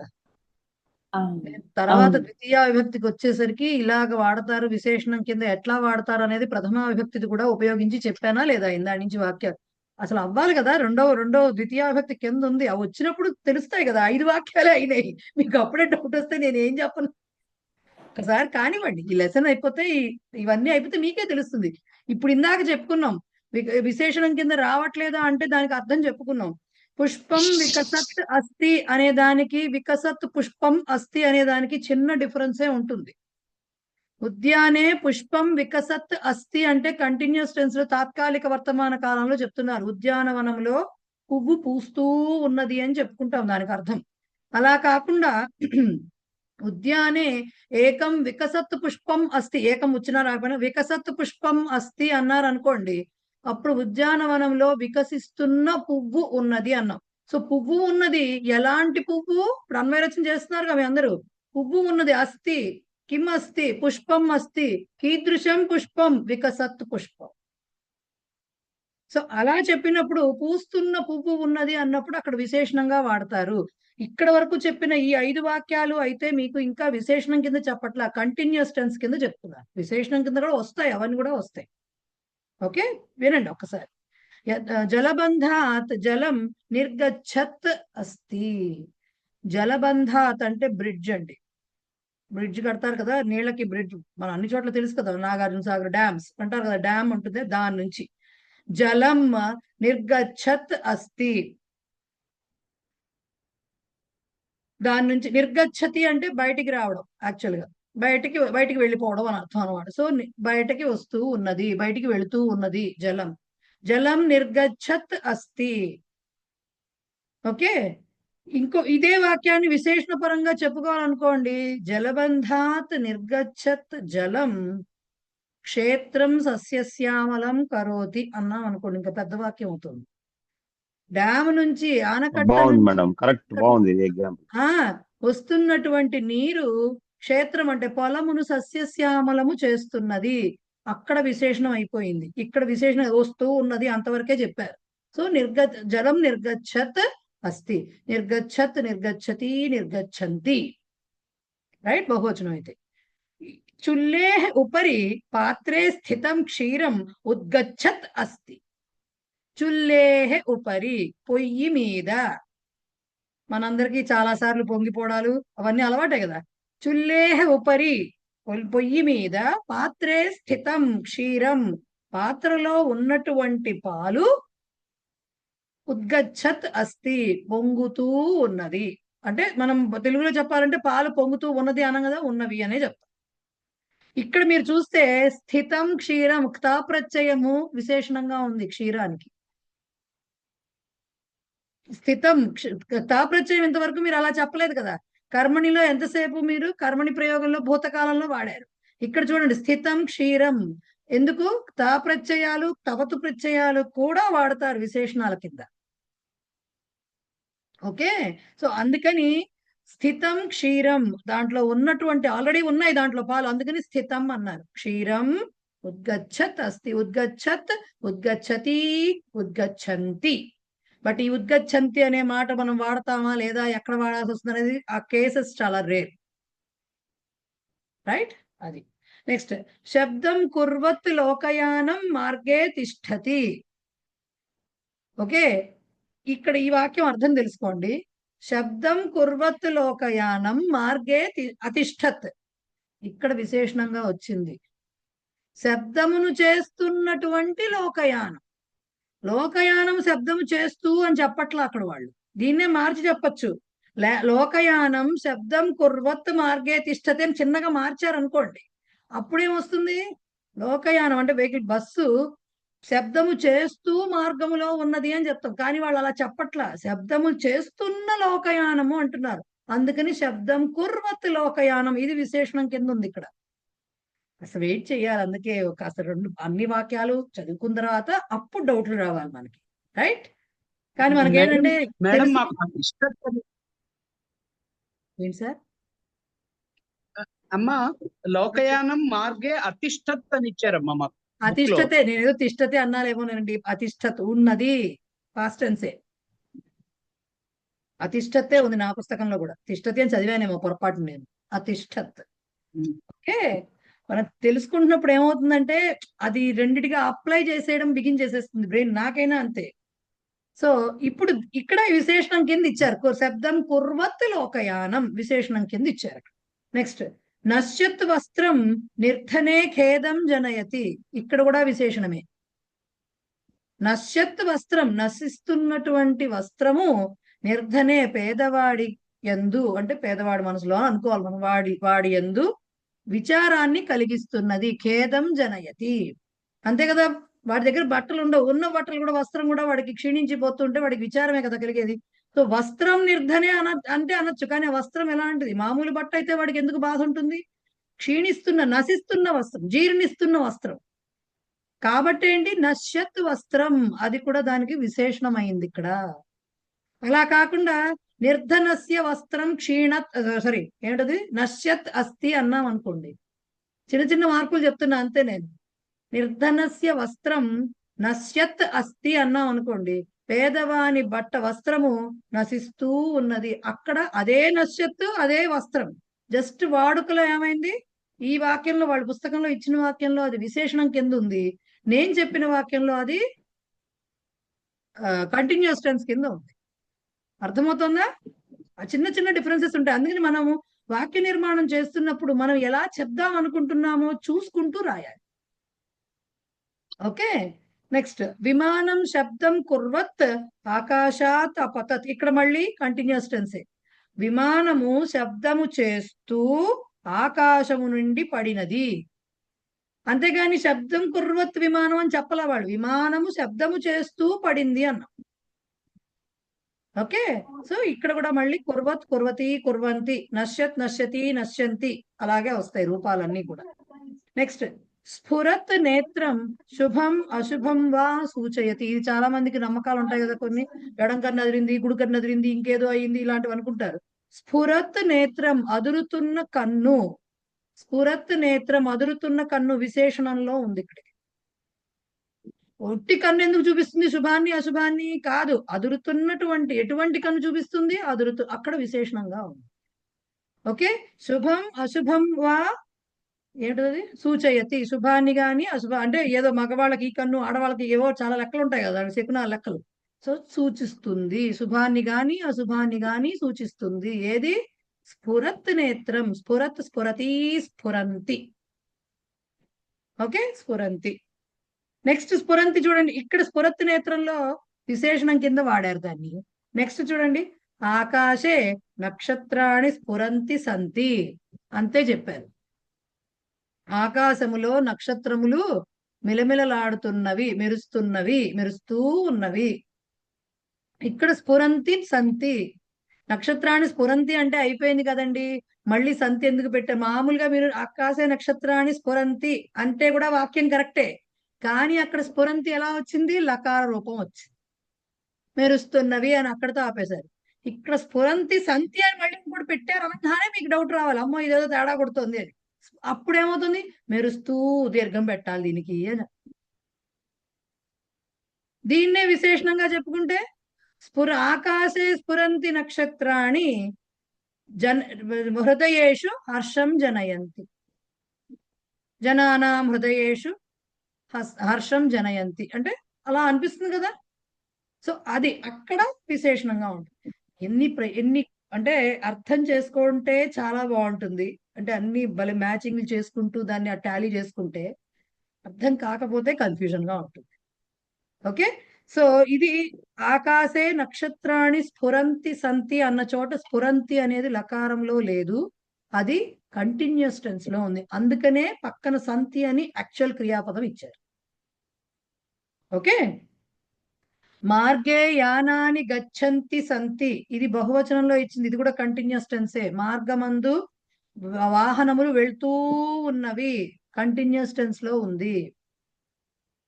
మీకు ఈ వాక్యాలకి ఇంకా అర్థం తెలియాలంటే అయిపోయిన రికార్డ్ వస్తుంది కదా, ఒకసారి పెట్టుకుని క్లాస్ వింటూ నోట్ చేసుకోండి, మీకే తెలుస్తుంది ఎలా చెప్తున్నాం వాక్యాలని. ఈ వాక్యాలు కూడా రాసుకున్నారు అనుకోండి, ఎక్కడ విశేషణంగా చెప్తున్నాము, ఎక్కడ నార్మల్ అంటే తాత్కాలిక వర్తమాన కాలంలో చెప్తున్నాం అనే విషయం తెలుస్తుంది. రైట్. సో ఆర్గే అనేది వృక్షాత్ పతంతి పర్ణాని వాయునా నీతాని, ఇక్కడ విశేషణం. వృక్షాత్ పతంతి పర్ణాని, చెట్టు నుండి పడుతున్న ఆకులు, వాయునా నీతాని, గాలిచే తీసుకుపోబడినవి ఆర్ తీసుకురాబడినవి. అంటే మనం ఏం చెప్తాం, ఆకులు గాలికి ఎగురుతున్నాయి అని చెప్తాం కదా. సో ఇవి వాయునా నీతాని, ఇది కర్మణి ప్రయోగం. వాయునా నీతాని అనగానే కర్మణి ప్రయోగమే కదా. సో పతంతి పర్ణాని. ఓకే, ఇక్కడ అది మనకి పతంతి పర్ణాని విశేషణం కింద ఉంది. లోకే ప్రచలంతి యుద్ధాని శాంతి ప్రియాణం హృదయే ఖేదం జనయంతి. లోకే ప్రచలంతి యుద్ధాని, లోకములో జరుగుతున్న యుద్ధములు, ఇక్కడ కూడా విశేషణంగానే రాశారు. ఓకే, జరుగుతున్న యుద్ధములు శాంతి కాముకుల హృదయములో, శాంతి ప్రియుల హృదయంలో బాధను కలిగిస్తున్నాయి. ఓకే, బాధను కలిగిస్తున్నాయి. ఇంతవరకు క్లియరా? ప్రథమా విభక్తిలో పఠత్ పఠతి పఠంతి అలా వచ్చే రూపాలలో కొన్ని విశేషణంగా ఇచ్చిన వాక్యాలు ఇచ్చారు, కొన్ని తాత్కాలిక వర్తమాన కాలంలో ఇచ్చిన వాక్యాలు ఇచ్చారు. ఈ తాత్కాలిక వర్తమాన కాలము, విశేషణము, ఈ రెండు రకాల కేసెస్ ఉండేది ఒక ప్రథమా విభక్తికే ఉంటాయి. ద్వితీయ విభక్తి నుంచి అవి ఖచ్చితంగా విశేషణాలకే ఉంటాయి. ప్రథమా విభక్తిలో అంటే మన వర్తమాన కాలం గురించి కాదు, విశేషణాలకే ఉంటాయి. రైట్. మూర్తి గారు చెప్పండి సార్. అమ్మా ఇప్పుడు ఈ జనయతి అన్న మాట ఉంది కదా, అది నేను ఎక్కడో ఏ చందమామలో పుత్రహ జనయతి అని అది పుట్టడమేనా అక్కడ ఈ జనయతికి? అక్కడ పుత్రహ జనయతి అనొచ్చు కదా. యాక్చువల్ గా జాయతే అనాలి, జనయతి అంటే కలిగిస్తుంది అనే విషయం. అంటే ఎక్కడో ఈ చందమామ కథలో చూసాను, అక్కడ అర్థం నాకు అలా వచ్చింది అనమాట, పుట్టాడు అన్నదే వచ్చింది అక్కడ అర్థం. విభక్తి అది చూసుకోండి. పుత్రం జనయతి ఉద్భవించాడు. అలా కాదు, పుత్రం జనయతి అనుందా, పుత్రహ జనయతి అనుందా అని ఒకసారి వెతుక్కోవాలన్నమాట మీరు. అది చూస్తానండి, అది చూసుకోవాలి. జాయతే యాక్చువల్ గా మనకి పుడుతున్నాడు అని చెప్పడానికి, జాతః పుట్టాడు అని చెప్పడానికి. జనితవాన్ అంటే పుట్టాడు, దానికి తవతుకు వస్తుంది. దాంట్లో ఉత్పన్న అని కూడా ఇచ్చాడండి, శిశుపాల వస్తుంది, ఉత్పన్న కూడా వస్తుంది. సో ఇవి మీకు అక్కడ ఆ స్పెసిఫిక్ గా మీరు అంటున్న జనయతి అన్న చోట అది పుత్రం జనయతి వచ్చిందా, పుత్రహ జనయతి వచ్చిందా ఒకసారి చెక్ చేసుకో. ఒకసారి చూస్తాను. రైట్. మళ్ళీ సార్ చెప్పండి. ప్రత్యయంలో ఎలా అయితే మనకి స్త్రీలింగం, పుంలింగం, నపుంసకలింగంతో విభక్తులు ఎలా వస్తున్నాయో, తవతు ప్రత్యయానికి తా ప్రత్యయానికి కూడా వస్తాయండి. మొన్న చెప్పా కదా, తవతు ప్రత్యయం ఖచ్చితంగా భవాన్ శబ్దం లాగా వస్తాయి. తవతు అంటే పఠితవాన్ వస్తుంది కదా, అంటే భవాన్ లాగా వస్తుంది కదా. మొత్తం తవతు అంతా భవత్ శబ్దం భవాన్ ఎలా వస్తుందో మొత్తం అంతా అలా వస్తుంది. అలాగే పఠితవతి ఉందనుకోండి, గౌరీ లాగా వస్తుంది. గౌరీలాగా. పఠితవత్ అనేది మీకు ఎక్కడా చెప్పలేదు. పఠితవత్ అనేది నపుంసకలింగ రూపం, మళ్ళీ అది దీనిలా వస్తుంది. పఠితవత్, పఠితవతి, పఠితవంతి అలా వస్తుంది. ఇప్పుడు ఈ శత్రు ప్రత్యయంలో నపుంసకలింగంలో మనకి అంటే పతత్, పతతి, పతంతి ఉంది కదా, ఆ పతంతి అనేది వర్తమాన అదే లట్లకార బహువచనానికి ఒకేలాగా ఉంది రూపం ఉంటుంది, కానీ మన సందర్భాన్ని బట్టి అది ఏమిటనేది ఐడెంటిఫై చేస్తాం. ఒకటే కాదండి, చాలా ఉన్నాయి. పంచమీ, షష్ఠి, అద్వితీయ, ఇవన్నీ ఒక రకంగా కలగాపుగా ఉంటాయి. అండ్ ఇంకోటి కూడా ప్రత్యయ రూపాలు కూడా పఠిత, పఠిత, పఠితం అని ఉందనుకోండి, అది కూడా చెప్పా. పఠిత అనేది రామశబ్దం లాగా వస్తుంది, అకారాంత శబ్దం కాబట్టి. పుంలింగంలోవి అకారాంతం కాబట్టి రామశబ్దంలా వస్తాయి. పఠిత రమాలాగా వస్తుంది, ఆకారాంతం.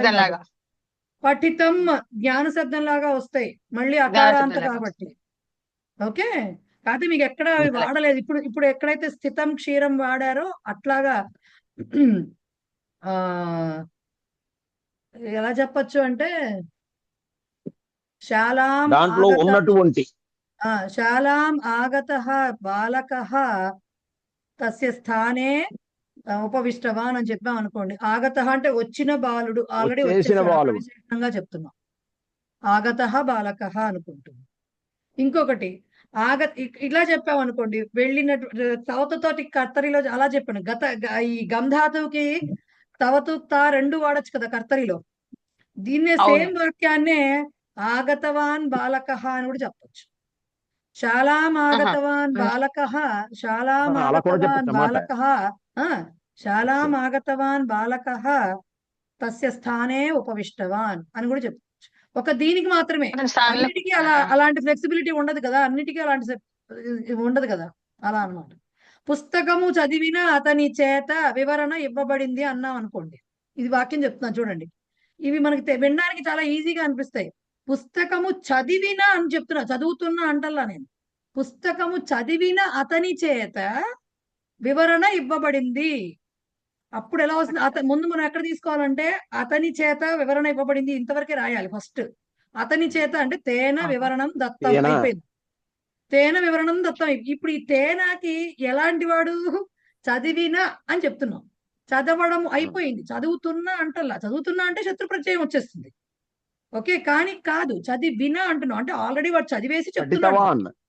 సో పఠితవాన్ వచ్చింది, కానీ పఠితవాన్ ప్రథమా విభక్తి అయిపోయింది. ఇక్కడ తేన తృతీయ విభక్తిలో ఉంది. పఠితవత వస్తుంది, భక్త లాగా పఠితవత.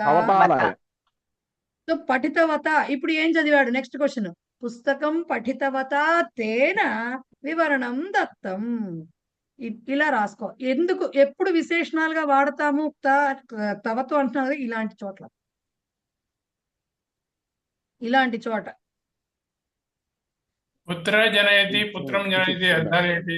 రెండు కరెక్టేనా? అదే మరి తెలియదు, చూడమని చెప్పాను ఒకసారి సార్ని. అది ఆయన ఏం చూసి కరెక్ట్ గా అడిగితే అప్పుడు చెప్తారని చెప్పాను. మేడం ఇవి మనకి ఎక్కువ వాడుకలో రావు కదండి, ఈ తవత ప్రత్యయం విభక్తులు కానీ వస్తాయి, విభక్తులు కానీ మన రేంజ్ లో ఇంకా రాలేదు. ఎందుకు రావు? శుభ్రం మీరు ఎప్పుడు సందేశ పుస్తకాలు, సంభాషణ సందేశంలో స్టోరీస్ ఆలోచించద్దండి బాబు, బాగా బాగా తర్ఫీదు అవ్వాలి, బాగా రాయడం రావాలి, మార్కుల తర్వాత. అది సో మార్కుల గురించి చదవట్లేదు సార్. మార్కుల గురించి కాదు ఆవిడ అడుగుతున్నది. ఏమిటంటే ఈ తవతు ప్రత్యయంలో రూపాలు ఏవైతే విభక్తి రూపాలు ఉన్నాయో అవి మనకి రావు కదా, వాడుకలో ఎక్కువగా కనపడవు కదా అన్నారు. మనం ఎంతసేపు ప్రవేశ పరిచయ పుస్తకాలేనండి, మీరు చదవండి, రకరకాల అవి చదివితే గద్యాలు చదవండి, అక్కడ వస్తాయి. రైట్, సరే. ఇక్కడికి నపుంసకలింగం ప్రథమా విభక్తిలో విశేషణ రూపంగా ఎలా వాడారు, అలా కాకుండా తాత్కాలిక వర్తమాన రూపంగా ఎలా వాడారు, రెండు తెలుసుకున్నాం కదా. ఇప్పుడు ద్వితీయ విభక్తి చూడండి, సేమ్ రూపమే ఉంటుంది ప్రథమ ద్వితీయకి, కానీ వాక్యం అర్థాన్ని బట్టి అది ద్వితీయాన ప్రథమ అనేది తెలుస్తుంది. మానవః నశ్యత్ వస్త్రం యథా త్యజతి తథా ఆత్మ నశ్యత్ శరీరం త్యజతి. ఇది మనకి భగవద్గీత ఇదే కదా. మానవః మానవుడు నశ్యత్ వస్త్రం యథా త్యజతి నశిస్తున్న వస్త్రమును యథా త్యజతి ఎలా అయితే విడిచిపెడుతున్నాడో తథా అట్లాగే ఆత్మ నశ్యత్ శరీరం నశిస్తున్న శరీరమును త్యజతి వదిలిపెడుతున్నది. సో ఇక్కడ కూడా పైన కనిపించినట్టుగానే నశ్యత్తే కనిపిస్తోంది, కానీ ఈ వాక్యంలో సందర్భం ప్రకారం మనం అర్థం తెలుసుకున్నప్పుడు ఏమవుతోంది? ద్వితీయ విభక్తిలో ఉంది, శత్రు ప్రత్యయము నపుంసకలింగ ద్వితీయ విభక్తిలో ఉంది అనేది అర్థమవుతుంది. రైట్. వృక్షాత్ పతంతి ఆమ్రఫలాని బాలాహ సంగృహ్ణంతి. వృక్షాత్ పతంతి ఆమ్రఫలాని, చెట్టు నుండి పడుతున్న మామిడి పండ్లను చెప్తున్నా అక్కడ, మామిడి పండ్లను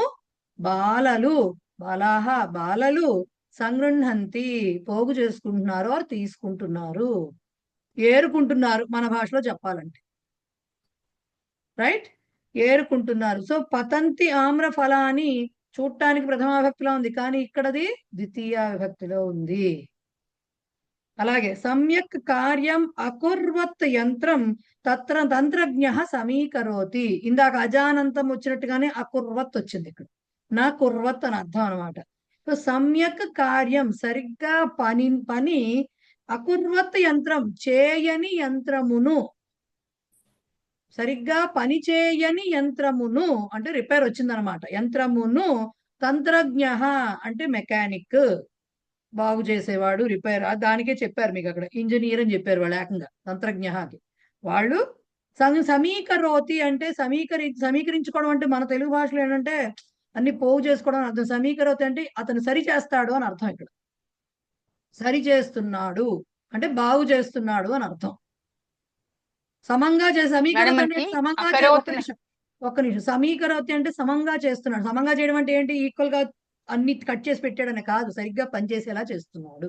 సో ఇక్కడ కూడా మీకు అకుర్వత్ యంత్రం అంటే చేయని యంత్రమును అని ద్వితీయానే చెప్పుకుంటున్నాను. ఇప్పుడు చెప్పండి మల్లీశ్వరి. అకుర్వత్ అంటే మనకి లంగ్లకరంలో అకరోత్ అలా వస్తుంది కదా, ఇది అలా తీసుకోకూడదు. ఎలా ఇది వేరేగా వస్తుంది. అది ఎందుకని చెప్పా, 4th లెవెల్లో తెలుస్తుంది. అప్పుడు చెప్తా, ఇప్పుడు చెప్పా. ఓకే. అదే నా కుర్వత్ అని చెప్పా కదా, నా కుర్వత్ అన్నా కదా, అది అకుర్వత్ అయింది. అది ఎందుకు అయిందో ఇప్పుడు అనవసరం. రైట్ మూర్తి గారు ఏంటండి? మేడం అకుర్వన్ కర్మకరహ అనొచ్చా? ఇప్పుడు అకుర్వత్ యంత్రం కాబట్టి అకుర్వత్, అకుర్వన్ కర్మకరహ అన్న పదం వాడచ్చా? అకుర్వన్ కర్మకరహ ఎలా వస్తుంది? అకుర్వన్ కర్మకర అనొచ్చు, మర్చిపోయాను. కుర్వన్నే కదా దానికి. అకుర్వన్ కర్మకరహ కార్యం అకుర్వన్ కర్మకరహ కార్మికుడు అనొచ్చు. Okay right. సరే నెక్స్ట్ది. యుద్ధకాలే ఆకాశే గచ్చత్ శత్రు విమానం సైనికాః పాతయంతి. యుద్ధకాలే యుద్ధం సమయంలో ఆకాశే ఆకాశమందు గచ్చత్ శత్రు విమానం వెళుతున్న శత్రువుల విమానమును సైనికాః పాతయంతి సైనికులు పడేస్తున్నారు అంటే దాన్ని కింద పడేస్తున్నారు, దాన్ని ఏదో అటాక్ చేస్తున్నారు అని అర్థం. పాతయంతి పతంతి కాదుగా, పాతయంతి ఉంది అక్కడ. సో వెళుతున్న విమానమును ద్వితీయాలో వచ్చింది. అలాగే గ్రామాత్ ఆగతః గ్రామీణః వేగేన గచ్చంతి యానాని దృష్ట్వా ఆశ్చర్యచకితః. గ్రామాత్ ఆగతః గ్రామీణః గ్రామం నుంచి వచ్చినటువంటి, ఆగతః గ్రామీణః తాప్రత్యయం విశేషణంగా వచ్చింది ఇక్కడ. ఆగతః గ్రామీణః ఇప్పుడే అన్నారు కదా, ఎక్కడ చూడం కదండి వచ్చింది చూడండి. వచ్చినటువంటి ఆల్రెడీ వచ్చేసాడు, వాడు గ్రామం నుంచి వచ్చేసాడు. వచ్చిన గ్రామీణుడు వేగముగా గచ్చంతి యానాని దృష్ట్వా వెళుతున్న వాహనములను చూసి, బహువచనంలో ఉంది, చూసి ఆశ్చర్యచకితుడైనాడు. ఓకే. ఉద్యానే ఇగో వచ్చింది మళ్ళీ. ఇందాక వికసత్ పుష్పం వికసత్ అస్థికి అన్నిసార్లు చెప్పుకున్నాం కదా, ఇప్పుడు వచ్చింది చూడండి. ఉద్యానే వికసంతి పుష్పాణి పశ్యంతః జనాః సంతోషం అనుభవంతి. ఉద్యానమందు వికసంతి పుష్పాణి పశ్యంతః. వికసంతి ఎన్ని శత్రు ప్రత్యయాలు వచ్చాయి చూడండి. వికసంతి పుష్పాణి వికసిస్తున్న పువ్వులను, అదొక శత్రు ప్రత్యయం వచ్చింది. పశ్యంతః జనాః చూస్తున్న మనుషులు. ఓకే, చూస్తున్న మనుషులు సంతోషం అనుభవంతి. ఇది యాక్చువల్ గా తెలుగులో రాస్తున్నప్పుడు మనకు అంత వింతగా విచిత్రంగా అనిపించదు. తోటలో పూస్తున్న పువ్వులను చూసి జనాలు సంతోషిస్తున్నారు అన్నదానికి తెలుగులో పెద్దగా అనిపించదు. ఇక్కడ రాసేటప్పుడు కష్టం తెలుస్తుంది, అందుకనే రాయాలి, ట్రాన్స్లేషన్ చెయ్యాలి, అప్పుడే కష్టం తెలుస్తుంది. రైట్. సో ఉద్యానమందు వికసిస్తున్న పువ్వులను చూస్తున్న జనాలు, ఇక్కడ చూసి అంటల్లా పశ్యంతః జనాః అంటున్నారు. అక్కడ ప్రథమా విభక్తిలో విశేషణ రూపంలో ఉంది. అక్కడ పశ్యంతః కూడా శత్రు ప్రత్యయం. పశ్యంతః జనాః చూస్తున్న జనులు సంతోషం అనుభవంతి సంతోషమును అనుభవిస్తున్నారు. ఓకే. పతనాత్ ఈ వాక్యం నాకు చాలా ఇష్టం. ఇది అంటే అన్ని వినడానికి బాగుంటుంది రైమింగ్ గా. పతనాత్ జాతాత్ వ్రణాత్ స్రవత్ రక్తం దృష్ట్వా బాలః రోదనం కృతవాన్. పతనాత్ జాతాత్ వ్రణాత్ స్రవత్ రక్తం. పతనాత్ పడుట వలన, జాతాత్ కలిగినటువంటి, వ్రణాత్ దెబ్బ నుంచి, స్రవత్ కారుతున్న, రక్తం దృష్ట్వా రక్తమును చూసి, బాలుడు రోదనం కృతవాన్ రోదనమును చేశాడంటే ఏడ్చాడు.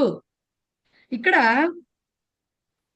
స్రవత్ రక్తం, స్రవత్ రక్తం, కారుతున్న రక్తం, రక్తం నపుంసకలింగం కాబట్టి స్రవత్, స్రవతికి వచ్చింది, స్రవత్ వచ్చేసింది, అది బానే ఉంది. పక్కన జాతాత్ వ్రణాత్ అన్నారు. పతనాత్ పంచమి విభక్తి, గొడవలేదు దానికి, దాంతో సంబంధం పడుట వలన అయిపోయింది అక్కడ. వ్రణాత్ దెబ్బ వలన, కానీ ఆ దెబ్బ ఎందుకు వచ్చింది? పడుట వలన కలిగిన దెబ్బ. దెబ్బకి విశేషణం ఉంది, జాతాత్ క్తా ప్రత్యయంలో పంచమి విభక్తిలో వచ్చింది విశేషణ పరంగా. ఎలా వాడతామండి క్తా ప్రత్యయంలో విభక్తులను? ఇదిగో ఇంకొక ఉదాహరణ, జాతాత్ వ్రణాత్, కలిగిన, ఈ దెబ్బ కలగడానికి కారణం ఏమిటి? పడటం, పడటం వలన కలిగిన దెబ్బ ఇది. పుట్టిన దెబ్బ, ఎట్లాంటి దెబ్బ? దాని వల్ల పుట్టిన అంటే అలా చెప్పం కదా, తగిలిన దెబ్బ, తగిలిన దెబ్బ అని చెప్తాం. దెబ్బ నుండి, ఇది పంచమియే మళ్ళీ, కానీ ఆ జాతాత్ ఎక్కడి నుంచి వచ్చింది?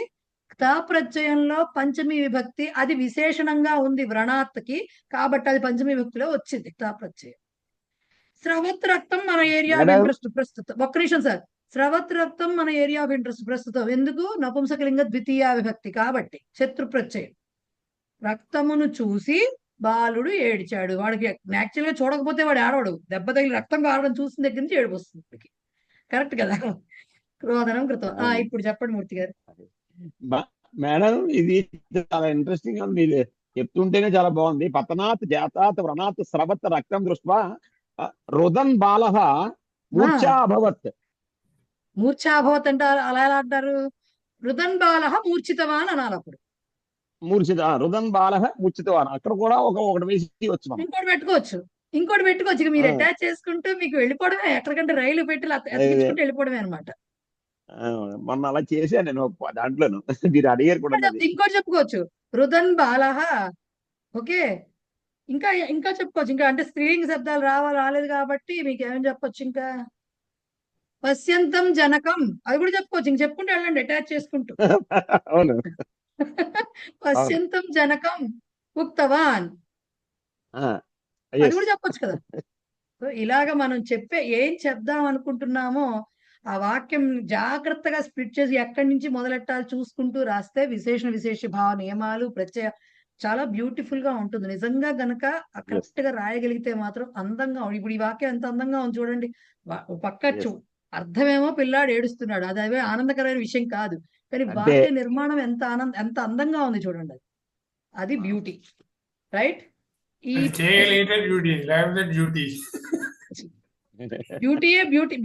డ్యూటీగా చేసి నేర్చుకుంటే చక్కగా ఆనందిస్తే అది బ్యూటిఫుల్ గా ఉంటుంది సార్,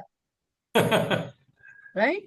సో ఇక్కడ వాళ్ళు చెప్పింది కూడా నెక్స్ట్ వచ్చిన పాయింట్స్ ఏవైతే చెప్పారో ఎలా ఉంటాయో అవన్నీ మనం ఆల్రెడీ చెప్పేసుకున్నాము.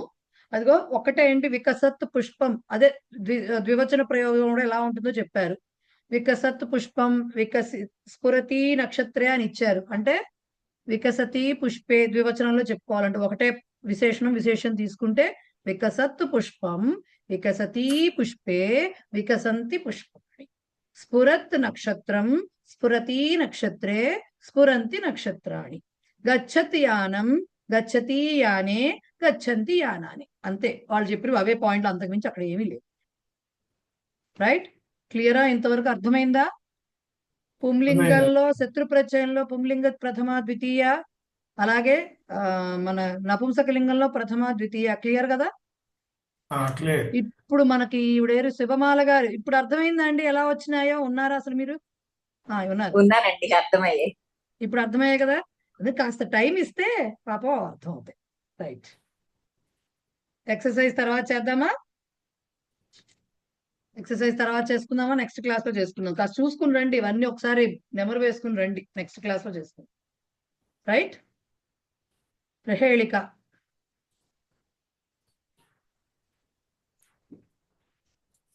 భలే ఉంటుంది ప్రహేళిక, ఇది చాలా బాగుంటుంది ప్రహేళిక. విరాజరాజపుత్రారేహి అన్నామ చతురక్షరం, పూర్వార్థం తవ వైరీణాం, పరార్థం తవ సంగరే. భాష యొక్క అందం మనకు ప్రయోగించడం రాదు, అట్లీస్ట్ రాసి నువ్వు చూసైనా ఆనందించడం వస్తుంది, అక్కడ సంతోషం. విరాజరాజపుత్రారేహ యన్నామ చతురక్షరం పూర్వార్ధం తవ వైరీణాం పరార్థం తవ సంగరే. మొత్తం విడదీసుకుంటే విరాజరాజ పుత్రారేహే ఒకటే మాట, యత్ నామ యన్నామ, యత్ నామ, చతురక్షరం అది కూడా ఒకటే మాట, పూర్వార్ధం అది ఒకటే మాట, అవన్నీ మిగతావన్నీ ఒక్కొక్కటే మాటలు. తవ వైరీణాం పరార్థం తవ సంగరే. విరాజరాజపుత్రారేహే. విహి అంటే విహంగ, పక్షి అని అర్థం. విహి అంటే వాళ్ళు అక్కడ ఇచ్చారు ఆల్రెడీ. విహి అంటే పక్షి.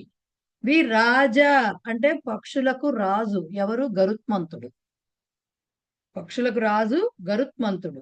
విరాజ రాజ, ఆ గరుత్మంతుడికి రాజు ఎవరు అంటే ఆయన అధిపతి ఎవరు? విష్ణుమూర్తి. ఓకే. విరాజ రాజ పుత్ర, విష్ణుమూర్తి కొడుకెవరు? మన్మధుడు.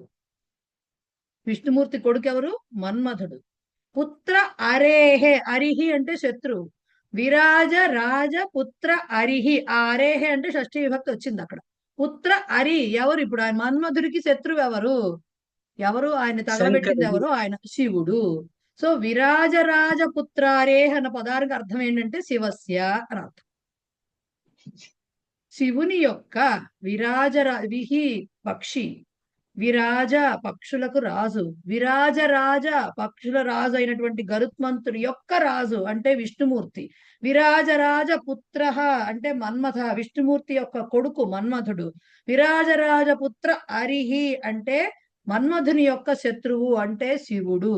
శివుని యొక్క యత్ నామ చతురక్షరం, ఏదైతే పేరు 4 అక్షరాల పేరు ఏదైతే ఉందో శివునికి, 4 అక్షరాలు ఏదైతే ఉందో ఆ 4 అక్షరాల పేరులో నుంచి పూర్వార్ధం ఫస్ట్ హాఫ్, 4 అక్షరాల ఫస్ట్ హాఫ్ అంటే ఫస్ట్ 2 లెటర్లు, ఫస్ట్ 2 అక్షరాలు తవ వైరీణాం నీ శత్రువులకు కలుగుగాక అని అర్థం.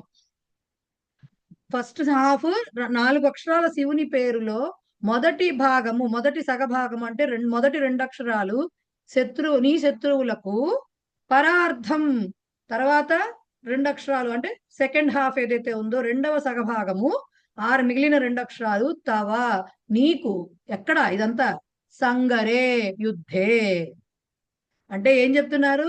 శివుని యొక్క పక్షులకు రాజైనటువంటి గరుత్మంతుని యొక్క అధిపతి అయినటువంటి విష్ణుమూర్తి యొక్క కుమారుడైనటువంటి మన్మధుని యొక్క శత్రువు అయినటువంటి శివునికి 4 అక్షరాల పేరు ఏదైతే ఉందో దానిలో మొదటి సగభాగము యుద్ధమందు నీ శత్రువులకు కలుగుగాక, మిగిలిన సగభాగము నీకు కలుగుగాక అని చెప్తున్నారు. ఎవరో ఆశీర్వాదం చేశారు. ఎవరికి?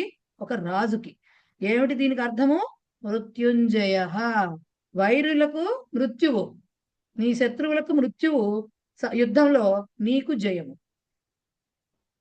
ఆ మృత్యుంజయలో ఫస్ట్ హాఫ్ మృత్యువు అనేది అయితే ఉందో అది నీ శత్రువులకు కలుగుగాక, జయం ఏదైతే ఉందో అది నీకు కలుగుగాక అని ఆశీర్వదించారు. మన దగ్గరకు వస్తే మనం ఇలా ఇవ్వగలము ఆశీర్వాదం ఎవరికైనా? మనకు వచ్చింది ఒకటే, దీర్ఘాయుష్మాన్ భవ, లేకపోతే దీర్ఘ సుమంగళి భవ, ఇంకొకటి రాదు. రైట్? ఎవరైనా ఇచ్చినా అర్థం కాదు మేడం.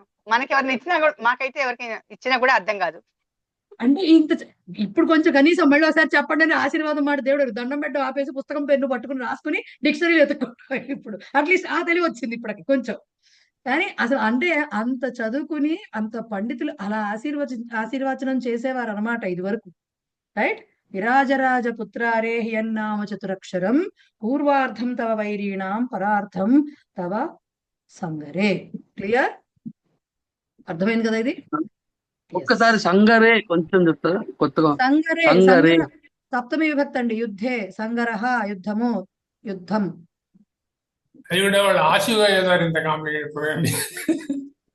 సంగరం అంటే యుద్ధరంగం సార్. సంగరం అంటే సంగ్రామము అంటామే మనం తెలుగులో. దానికే సంగరం అనే ప్రకృతి వికృతులు ఏమైనా తెలుసుంటే సంగ్రామముకి ప్రకృతి సంగరము అంటారు.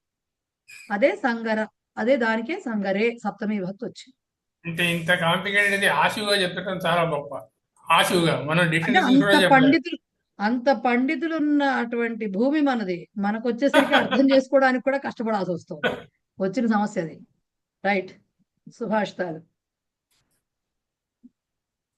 ఇది కూడా బాగుంటుంది. శాస్త్రాణ్యధీత్యాపి భవంతి మూర్ఖాః యస్తు క్రియావాన్ పురుషః స విద్వాన్ సుచింతితం చౌషధమాతురాణం న నామమాత్రేణ కరోత్యరోగం. శాస్త్రాణ్యధీత్యాపి భవంతి మూర్ఖాః యస్తు క్రియావాన్ పురుషః స విద్వాన్ సుచింతితం చౌషధమాతురాణం న నామమాత్రేణ కరోత్యరోగం. శాస్త్రాణి అధీత్య అపి భవంతి మూర్ఖాః యః తు క్రియావాన్ పురుషః సః విద్వాన్ సుచింతితం చ ఔషధం ఆతురాణం న నామమాత్రేణ కరోతి అరోగం. ఏమిటి చెప్తున్నారు? శాస్త్రాణి శాస్త్రములను అధీత్య అపి చదివి కూడా మూర్ఖాః భవంతి మూర్ఖులుగా ఉంటూ ఉంటారట అన్ని తెలిసినా కూడా. యః క్రియావాన్ పురుషః యః క్రియావాన్ పురుషః ఎవడైతే పని చేసే పురుషుడు. పని చేసే పురుషుడు అంటే అక్కడేమో శాస్త్రాలు చదివారన్నారు, ఇక్కడ పని చేయడం అంటున్నారు, సంబంధం లేదు. కాదు, క్రియావాన్ అంటే అక్కడ అర్థం ఏంటి, ఇక్కడ అర్థం ఏంటంటే ఆ శాస్త్రములు చదివిన ఆ జ్ఞానాన్ని అప్లై చేసుకోగలిగిన వాడు, ఆచరించగలిగిన వాడు.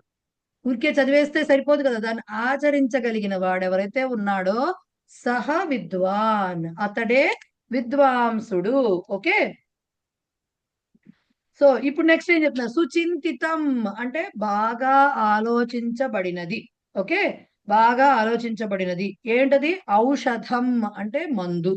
ఆతురాణం అంటే ఆతురహ అంటే మనం ఆతృతగా ఉంది అలా, అది కూడా ఉంది ఆతురహ అనేదానికి. ఆతురాణం అంటే యాక్చువల్గా రుగ్ణం అంటే రోగులకు అని అర్థం.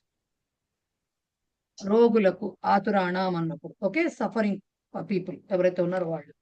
అది ఇప్పుడు నీకు చెప్పేసి చెప్తానండి. నా నామమాత్రేణ కరోతి అరోగం. బాగా ఆలోచించి చెప్పి సుచింతితం ఔషధం ఆతురాణం నామమాత్రేణ అరోగం న కరోతి. ఇది చెప్పడం.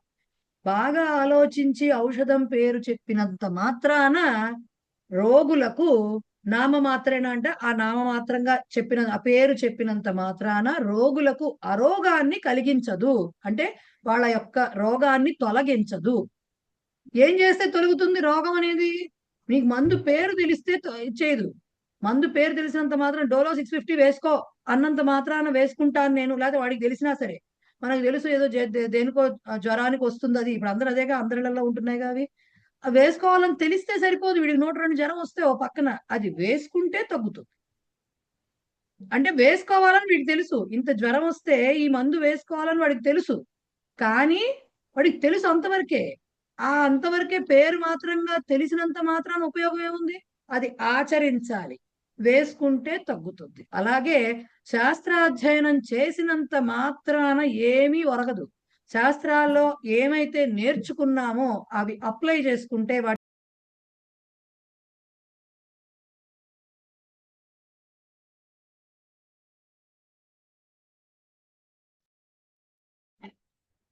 శాస్త్రములను చదివినంత మాత్రాన దానివల్ల ఉపయోగం ఉండదు. ఎప్పుడైతే చదివిన విషయాలను ఆచరణలో పెట్టకపోతే. ఎలాగా అంటే మందు పేరు బాగా ఆలోచించి ఉన్న లక్షణాలను బట్టి మందుల పేర్లు చెప్పినంత మాత్రాన ఆరు తెలిసినంత మాత్రాన రోగము తగ్గదు.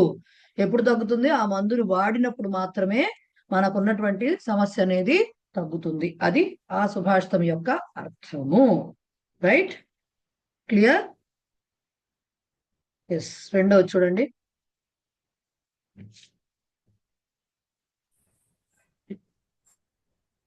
ఆయత్యాం గుణదోషజ్ఞః తదాత్వే క్షిప్ర నిశ్చయః అతీతే కార్యశేషజ్ఞో విపదా నాభిభూయతే.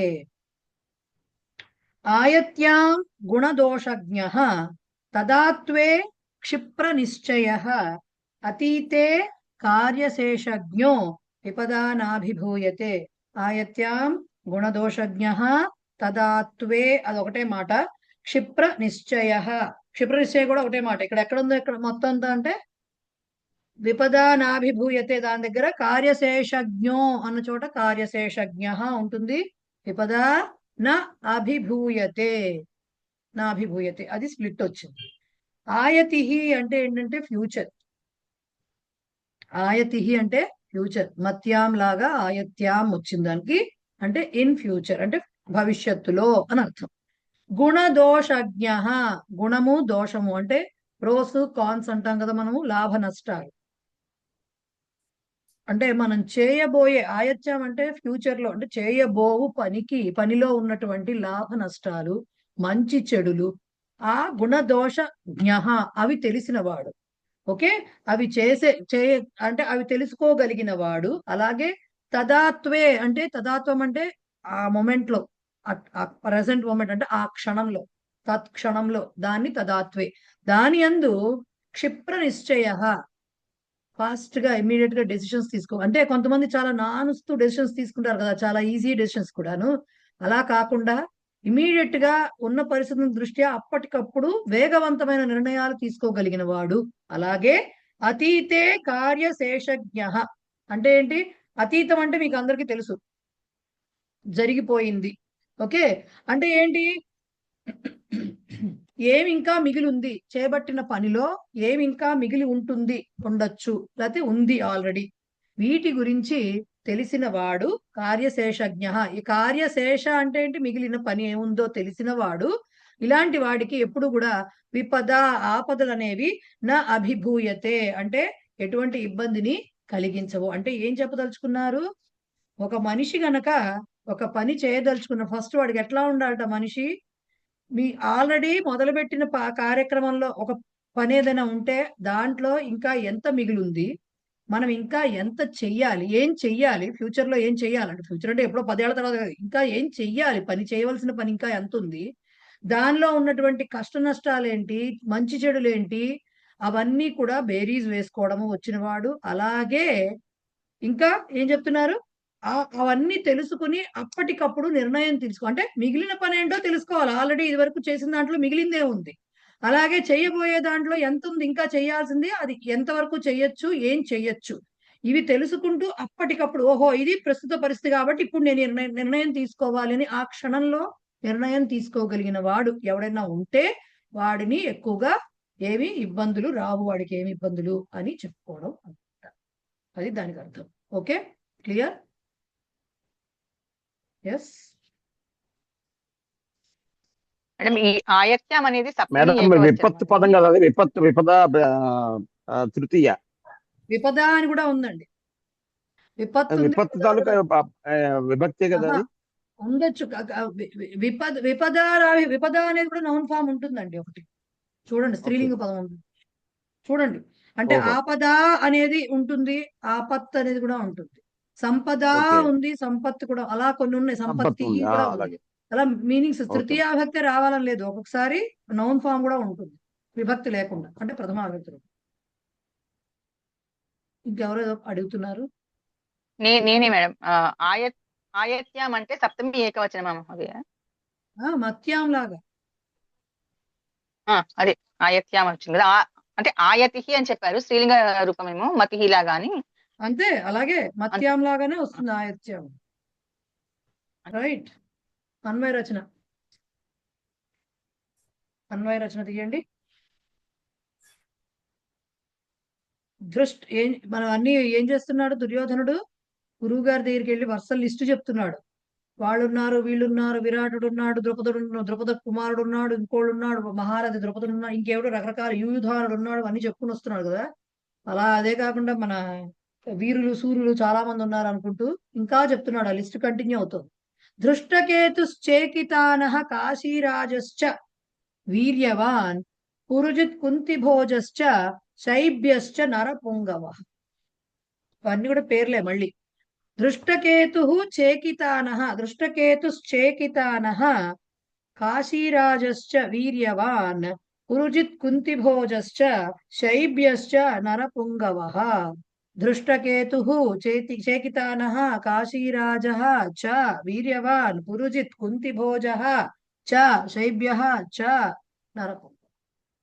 ఇంకెవరెవరు ఉన్నారని చెప్తున్నారు? దృష్టకేతుడు, చేకితానుడు, ఇవన్నీ పేర్లండి. చేకితానుడు, వీర్యవంతుడు అంటే పరాక్రమవంతుడు, వీర్యవాన్ అంటే వీర్యవంతుడు, అది పేరు కాదు, అది విశేషణం. ఎవరి పేరు పక్కన ఉంది? కాశీరాజు పేరు పక్కన ఉంది కాబట్టి వాడికి అప్లై చేయాలన్నమాట. వీర్యవంతుడు అంటే పరాక్రమవంతుడైనటువంటి కాశీరాజు. ఇంకా ఎవరు? పురుజిత్ అనేది ఒక పేరు, పురుజిత్తుడు. అట్లాగే కుంతిభోజుడు, అట్లాగే శైబ్యుడు, శైబ్య అంటే శైబ్యుడు. శైబ్యుడు పక్కన నరపుంగవ ఉంది కాబట్టి ఆ శైబ్యుడికి అప్లై చేసుకోవడమే. నరపుంగవ అంటే ఏంటి? పురుషోత్తముడు అంటావే ఆ టైంలో, నరులలో ఉత్తమమైనటువంటి వాడు అని అర్థం. అలాంటి శైబ్యుడు వీళ్ళందరూ కూడా ఉన్నారు అని చెప్తున్నారు. అక్కడ వేరే ఏమి ఇవి లేవు, వీళ్ళందరూ ఉన్నారు అని చెప్పాలి. వీళ్ళందరూ ఉన్నారు అని చెప్పడానికి ఇప్పుడు క్రియాపదం లేదు అక్కడ. ఇంకా అక్కడ వేరే విభక్తి రూపాలు కూడా ఏం లేవు, అన్ని ప్రథమా విభక్తి రూపాలే ఉన్నాయి. క్రియాపదం లేదు, అన్ని ఉన్నాం. దృష్టకేతు, చేకితానః, కాశీరాజ, అలాగే పురుజిత్, కుంతిభోజ, శైబ్య, ఇవన్నీ కూడా ఏకవచనంలోనే ఉన్నాయి. ఒక శైబ్యకి నరపుంగవ. మధ్యలో మాట్లాడకండి ప్లీజ్. సో ఒక ఏమంటారు, కాశీరాజ పక్కన వీర్యవాన్ అనేది అతనికి విశేషణంగా ఉంది. శైబ్యకి నరపుంగవ అనేది విశేషణంగా ఉంది తప్ప అవి కూడా ప్రథమా వ్యక్తిలోనే ఉంటాయి కదా మరి ఆబ్వియస్ గా. ఇక వేరే విభక్తి పదాలు లేవు, క్రియాపదము లేదు. సో ఏకవచనంలో ఉన్నాయి అన్ని, కాబట్టి క్రియాపదం అస్తి తీసుకోవాలి. ఓకే, అస్తి మొదలు పెట్టడం, ఇలా లిస్ట్ ఎవడున్నారు ఒక్కొక్క పేరు రాసుకోవడమే. అస్తి, కహ అస్తి, దృష్టకేతు అస్తి, పునః కహ అస్తి, చేకితానః అస్తి, పునః కహ అస్తి. ఇదే రాసుకోవడం. పునః కహ అస్తి, కాశీరాజ అస్తి. ఇప్పుడు ఈ కాశీరాజుకు విశేషణం ఉంది కాబట్టి వెంటనే అది రాయాలి. కీదృశ కాశీరాజ, వీర్యవాన్. అక్కడికి వాడిది అయిపోయింది లింక్. మళ్ళీ పునః కహ అస్తి, పురుజిత్ అస్తి, పునః కహ అస్తి, కుంతిభోజ అస్తి, పునః కహ అస్తి, శైబ్య అస్తి. ఈ శైబ్యుడికి విశేషణం ఉంది. కీదృశ శైబ్య, అసలు ఈ శ్లోకం ఇస్తే మాత్రం ఈజీగా రాసేయచ్చు అన్వయం, అసలు గొడవే ఉండదు, వేరే క్వశ్చన్స్ ఏమీ ఉండదు అంటూ. సో కీదృశ శైబ్య నరపుంగ, అయిపోయింది అన్వయ రచన. అక్కడ ఇంకేం చెప్పట్లేదు కదా, వేరే ఏవి మొన్నట్లాగా ఉపసంగమ్య లేకపోతే విచింతి ఇలాంటివి ఏవి రావట్లేదు. కేవలం వాడున్నాడు, వీడున్నాడు, వాడున్నాడు పేర్లు మాత్రమే వచ్చాయి. సో అస్తి, పునః అస్తి, మధ్యలో 2 కీదృశ తప్ప ఇంకేమీ లేదు అక్కడ. ఓకే, క్లియరా? అస్తి, కహ అస్తి, దృష్టకేతు అస్తి, పునః కహ అస్తి, చేకితానః, పునః కహ కాశీరాజ, కీదృశ కాశీరాజ, వీర్యవాన్, పునః కహ అస్తి, పురుజిత్, పునః కహ అస్తి, కుంతిభోజ, పునః కహ అస్తి, శైబ్య, కీదృశ శైబ్య నరపుంగవ. అయిపోయింది. వాక్యం మరి ఎలా రాసుకుంటామండి? అన్వయ క్రమానికి ఏమీ లేదు, కామగా కామాలు పెట్టుకుంటూ వెళ్ళిపోవడమే. దృష్టకేతు, చేకితానః, వీర్యవాన్, కాశీరాజ, పురుజిత్, కుంతిభోజ, నరపుంగవ, శైబ్య చివరికి చాపట్టి అస్తి. అయిపోయింది. అక్కడ అస్థి రాయొచ్చు, సంతి రాయొచ్చు, అన్ని పేర్లు పెట్టు, చా పెట్టాం కాబట్టి ఏది రాసినా ఓకే. సో చ అస్థి అయిపోయింది వాక్యం. అంతకుమించి వాక్యము లేదు, అక్కడ చెప్పుకోవాల్సింది లేదు. క్లియర్? ఈ పేర్లకు మనం అర్థాలు తెలుసుకోక్కర్లేదు కదా, వాళ్ళ పేర్లు కాబట్టి మనకు సంబంధం లేదు దాంతో. సో అయిపోయింది ఫస్ట్ శ్లోకం. ఇంకా నెక్స్ట్ కూడా అదే కంటిన్యూషన్, కాకపోతే కొద్ది విశేషణాలు ఉంటాయి దీనికి. ఇక్కడ యుధామన్యుశ్చ విక్రాంతః, ఉత్తమౌజాశ్చ వీర్యవాన్, సౌభద్రో ద్రౌపదేయాశ్చ సర్వ ఏవ మహారథాః. యుధామన్యుశ్చ విక్రాంతః, ఉత్తమౌజాశ్చ వీర్యవాన్, సౌభద్రో ద్రౌపదేయాశ్చ సర్వ ఏవ మహారథాః. ఏం చెప్తున్నారు? యుధామన్యుః చ విక్రాంతః, ఉత్తమౌజాః చ వీర్యవాన్, సౌభద్రః ద్రౌపదేయాః చ సర్వే ఏవ. యాంతావాంత యలోపం వచ్చింది అక్కడ. సర్వే ఏవ. ఎప్పుడైతే ఇలా సర్వ ఏవ అన్నారో, సర్వకి విభక్తులేం లేవు, ఏవ పక్కన రాశారో యాంతావాంత వచ్చిందని తెలుసుకోవాల్సిందే. యాంతావాంత యలోపం. సర్వే ఏవ కలిపితే సర్వ ఏవ రాసి కలిపి రాయాలి. అలా లేదు, సర్వ సెపరేట్ చేసి ఏవ రాశారంటే యాంతావాంత యల్ప. సర్వే ఏవ మహారథాః. ఇప్పుడు మొన్న కూడా మనకు మహారథ అని ఒక మాట వచ్చింది కదా, దానికి డెఫినేషన్ ఇచ్చారండి ఇక్కడ వాళ్ళు. మహారథుడికి డెఫినేషన్ ఇచ్చారు. ఏకోదశ సహస్రాణి యోధయేత్ యస్తు ధన్వినా అంటే శస్త్రశాస్త్ర ప్రవీణశ్చ విజ్ఞేయ చ సహ మహారథ. ఏమిట 10,000 ఏకః దశసహస్రాణి యోధయేత్. ఎవరు? ధన్వినాం. 10,000 ధనుర్ధారు. దశసహస్రాణి ధన్వినాం అంటే 10,000 ధనుర్ధారులను ఒక్కడే ఎదుర్కోగలడుట. అంతేకాకుండా శస్త్రములు అంటే ఆయుధములు, శాస్త్రములు శస్త్ర ప్రవీణ. ఆయుధముల్లోనూ అక్కడే ఉంది శ్లోకం, దాని కిందనే ఉంది.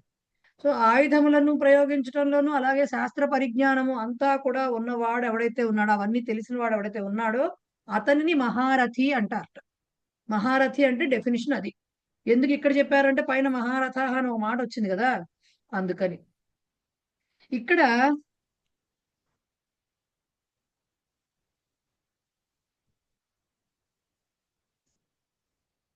పేర్లున్నవి. యుధామన్యు అనేది పేరు. ఉత్తమౌజుడు, యాక్చువల్ గా మన తెలుగులో చెప్పాలంటే ఉత్తమౌజుడు. దాని సంస్కృతంలో ఉత్తమౌజహ అనరు, ఉత్తమౌజాహ అని అంటారు, అదొక ప్రయోగం. సో ఉత్తమౌజాహ అనేది పేరు. సౌభద్ర అంటే అభిమన్యుడు, సుభద్రాదేవి కొడుకు కాబట్టి అభిమన్యుడు. ద్రౌపదేయాహ అంటే మన ద్రౌపది కుమారులు. ద్రౌపదికి 5 భర్తలేందు 5 కుమారులు ఉన్నారని వాళ్ళ పేర్లు కూడా కింద ఇచ్చారు మీరు చూసుకుంటే. సో ఉన్నారని తెలుసు. ఉప పాండవులు అంటాం కదా మనం వాళ్ళని. ద్రౌపదేయులు అంటే ఉప పాండవులు. సో వాళ్ళు ఇవి మాత్రమే అవి.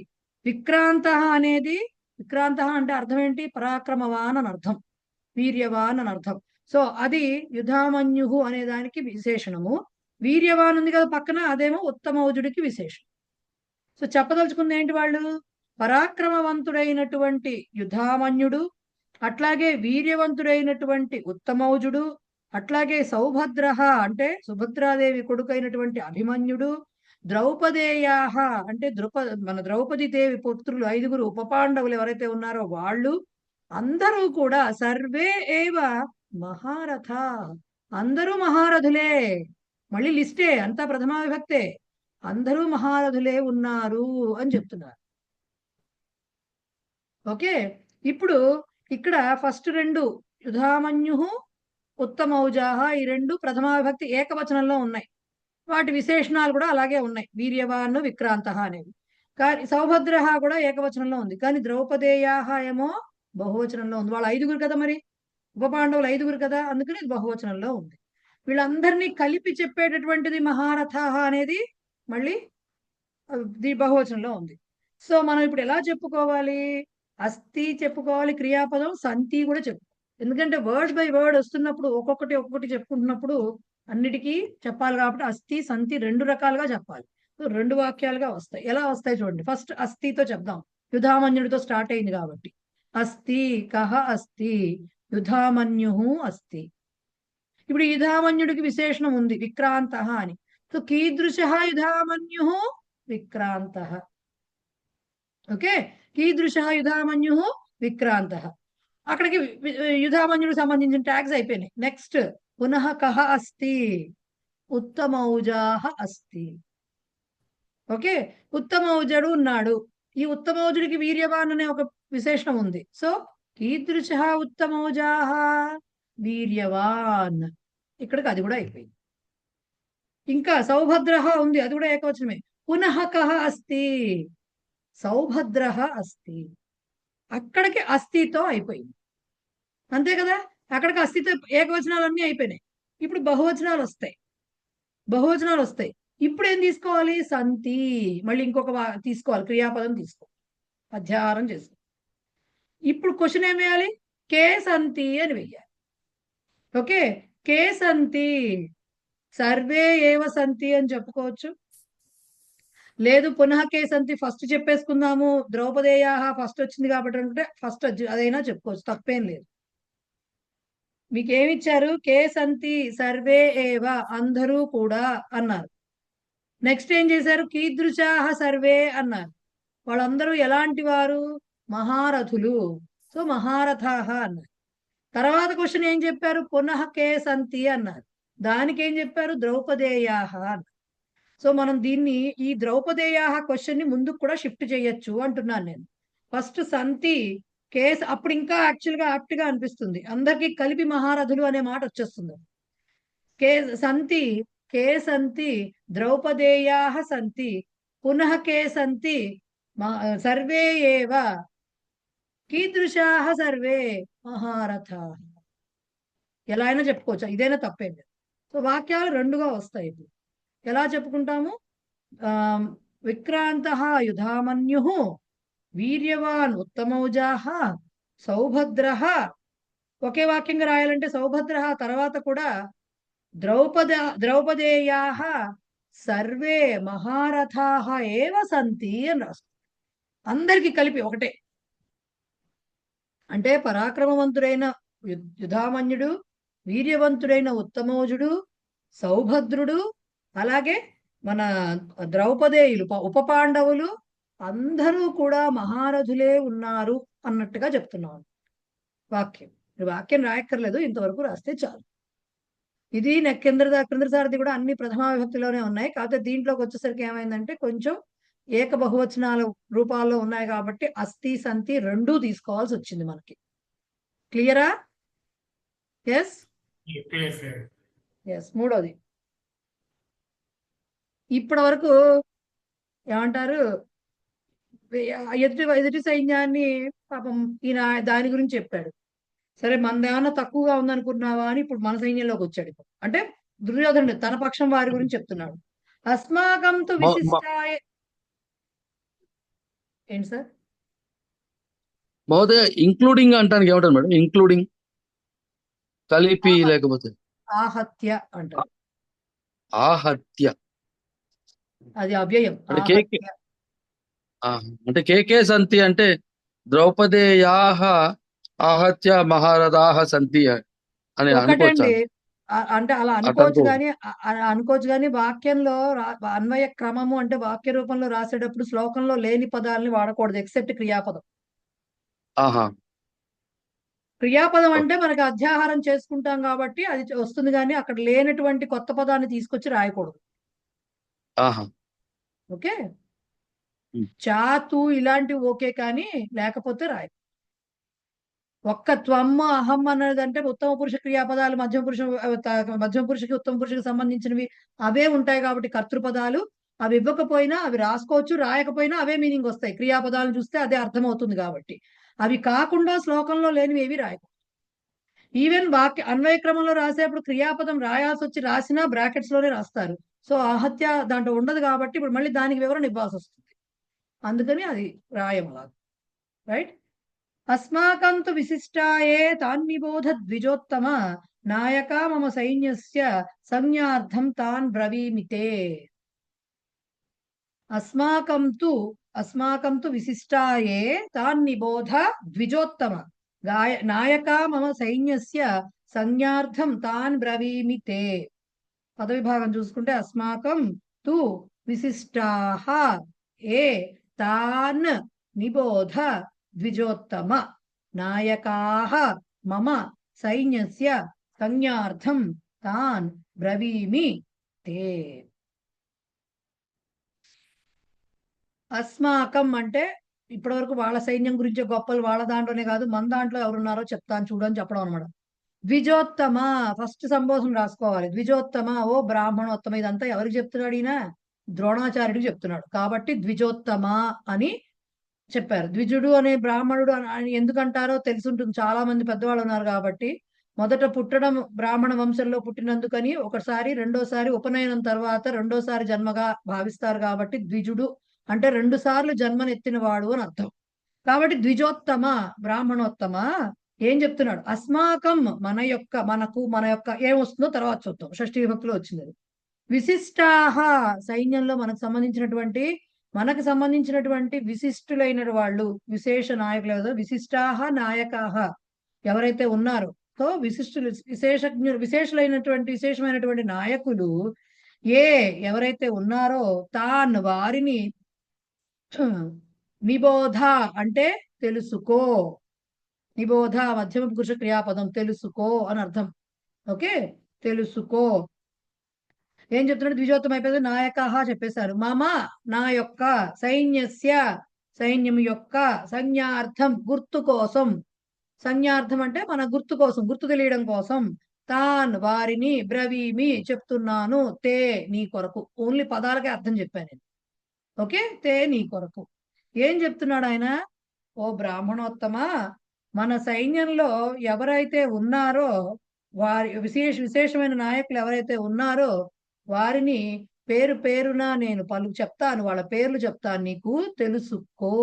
నీ కోసం, నీకు తెలియడం కోసం ఎవరెవరు ఉన్నారో పేర్లు వాళ్ళందరినీ ఒకసారి తెలియపరుస్తాను, తెలుసుకో అని చెప్తున్నాడు అనమాట ఆయన. సో ఇప్పుడు దీంట్లో చూస్తే అస్మాకం ఏమైంది? షష్ఠీ విభక్తి అయింది. విశిష్టాహ ప్రథమా బహువచనం అయింది. ఏ అనేది ప్రథమా బహువచనం అయింది. తాన్ ద్వితీయ బహువచనం. నిబోధ మధ్యమ పురుష క్రియాపదము. ద్విజోత్తమ సంబోధన ప్రథమ. నాయకాహ ప్రథమా బహువచనం. మమ షష్ఠీ ఏకవచనం. సైన్యస్య షష్ఠీ ఏకవచనం. సంజ్ఞార్థం అది అవ్యయం యాక్చువల్ గా, బట్ గుర్తు కొరకు అని చెప్పడం.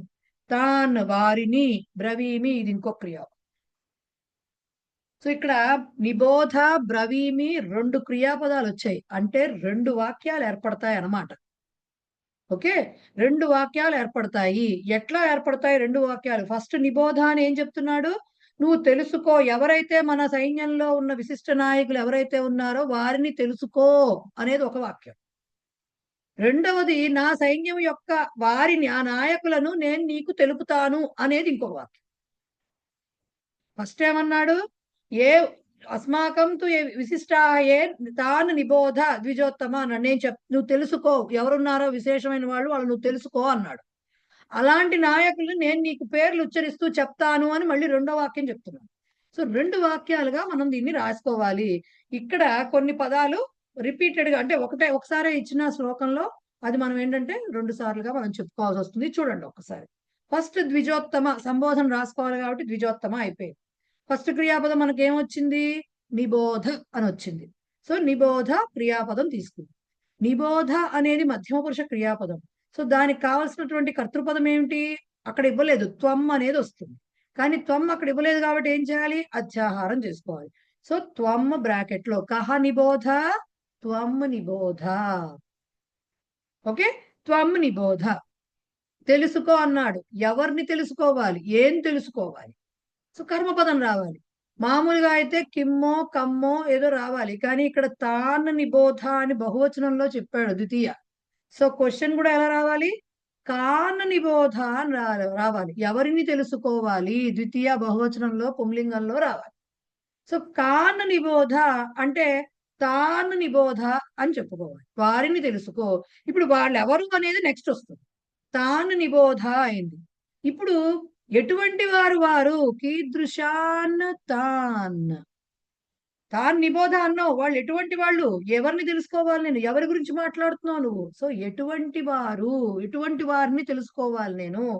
సో కీదృశాన్ తాన్ అన్నప్పుడు ఇక్కడ ఏ నాయకాహ అది ఉంది కదా మనకి, విశిష్టాహ ఏ అని వచ్చింది చూసారా? ఆ కింద నాయకాహ అనే పదం ఏదైతే ఉందో పై లైన్ కి కింద లైన్ కి కూడా వర్తిస్తుంది అది.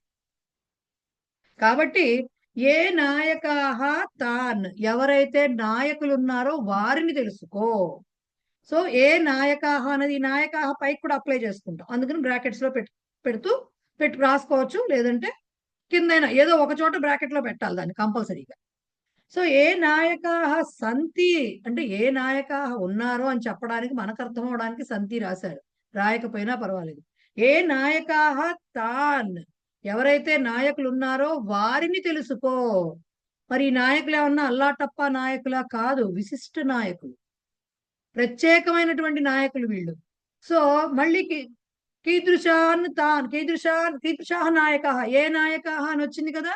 సో కీదృశాహతే, ఆ నాయకులు ఎటువంటి వారు? సో కీదృశాహ నాయకాహ, విశిష్టాహ నాయక.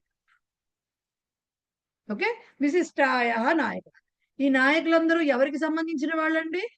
దేశానికి సంబంధించిన వాళ్ళ కాదు, అస్మాకం అంటున్నాడు. అంటే మన సైన్యానికి సంబంధించిన వాళ్ళు. అస్మాకం మన యొక్క. సో ఈ వాక్యం ఎలా చెబుతాను? అస్మాకంకి క్వశ్చన్ ఎలా వేయాలి మరి? కేషాం నాయకాహ, ఎవరికి నాయకులు వీరు? అస్మాకం నాయక. ఎందుకు కేషాం వచ్చింది? అస్మాకం షష్ఠీ బహువచనంలో ఉంది కాబట్టి కేషాం వచ్చింది షష్ఠీ బహువచనంలో.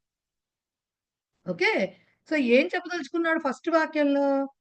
మన యొక్క విశిష్ట నాయకులు ఎవరైతే ఉన్నారో వారిని గురించి నువ్వు తెలుసుకో అని చెప్పాడు ఫస్ట్. దానికి వచ్చిన వాక్యం ఇది. నిబోధ, తెలుసుకో. కహ నిబోధ, త్వం నిబోధ, అధ్యాహారము. ఇప్పుడు ఎవరిని తెలుసుకోవాలి? కాన్ నిబోధ. ఎవరిని తెలుసుకోవాలి? కర్మపదం అయినప్పుడు నాయకాన్ అని అనలేము, ఎందుకంటే నాయకాన్ అనే పదం లేదు అక్కడ, తాన్ అని మాత్రమే ఇచ్చాడు. సో తాన్ నిబోధ కర్మపదం అంతవరకే చెప్తాం. ఈ తాన్ని వివరిస్తాం అన్నమాట కింద వాక్యంలో.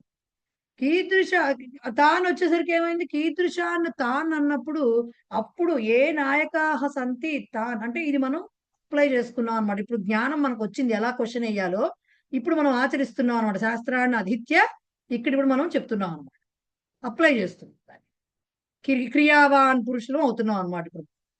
సో యాజ్ ఇట్ ఈజ్ గా ఒక్కొక్కసారి మిగతా శ్లోకాల్లాగా యాజ్ ఇట్ ఈజ్ గా లేదు కదండి అంటే కొంచెం ఈ అప్లికేషన్ అనేది కొద్దిగా తెలియాలి. ఏం చెప్పదలుచుకున్నాడు? మన యొక్క విశిష్ట నాయకులు ఎవరైతే ఉన్నారో వారిని గురించి నువ్వు తెలుసుకో అని చెప్పాడు. యత్తతత్వ ప్రయోగంతో చెప్పాడు. ఏ నాయకులు ఉన్నారో, ఏ నాయకాహ తాన్, యత్తతత్వ ప్రయోగం వచ్చింది కదా, తాన్ నిబోధ అన్నాడు. ఇప్పుడు దాన్ని ఎక్స్ప్లెయిన్ చేయాలంటే మరి ఎలా ఎక్స్ప్లెయిన్ చేయాలి? ఫస్ట్ కర్తృపదం కహ అన్నప్పుడు కర్తృపదం వస్తుంది, త్వం అని. కర్మపదం రావాలి, ఎవరిని గురించి అన్నప్పుడు కర్మపదం రావాలి కాబట్టి తాన్ అది కూడా ఉంది. బట్ తాన్ అంటే సరిపోదు, దాన్ని వివరించాలి. ఎవరు ఎటువంటి వారిని అన్నప్పుడు అక్కడ ఇంకా ద్వితీయ భక్తిలో రాదు ఆన్సర్. అప్పుడు ఏ నాయకాహ ఎవరైతే నాయకులు ఉన్నారో వారిని అని మళ్ళీ మనమే ఆన్సర్ చెప్పాలి. సో ఏ నాయకాహ సంతి తాన్ అని మనం చెప్పాలి. ఓకే, ఏ నాయకాహ సంతి తాన్, ఎవరి నాయక, ఇప్పుడు ఈ నాయకులు ఎటువంటి వాళ్ళు? సో కీదృశాహ నాయకాహ విశిష్టాహ. కేషాం నాయకాహ, ఎవరి నాయకులు? మన యొక్క నాయకులు. సో అస్మాకం. సో వాక్యం ఎలా వచ్చింది ఇప్పుడు? ద్విజోత్తమ. ఫస్ట్ వాక్యం అస్మాకం విశిష్టాహ నాయకాహ ఏ సంతి, ఆర్ అస్మాకం ఏ విశిష్టాహ నాయకాహ సంతి బ్రాకెట్ లో పెట్టుకుని తాను నిబోధ. తాను నిబోధ ఫస్ట్ వాక్యం అయింది. అక్కడతో ఆగలేదుగా ఆయన. నా సైన్యంలో ఇలాంటి వాళ్ళు ఎవరున్నారో వాళ్ళని గురించి చెప్తున్నాను నేను, తెలుసుకో అంటున్నాడు. చెప్తున్నాను నేను అన్నాడు. బ్రవీమి అన్నాడు. బ్రవీమి అన్నాడు. సో బ్రవీమి అనేది క్రియాపదం అవుతోంది.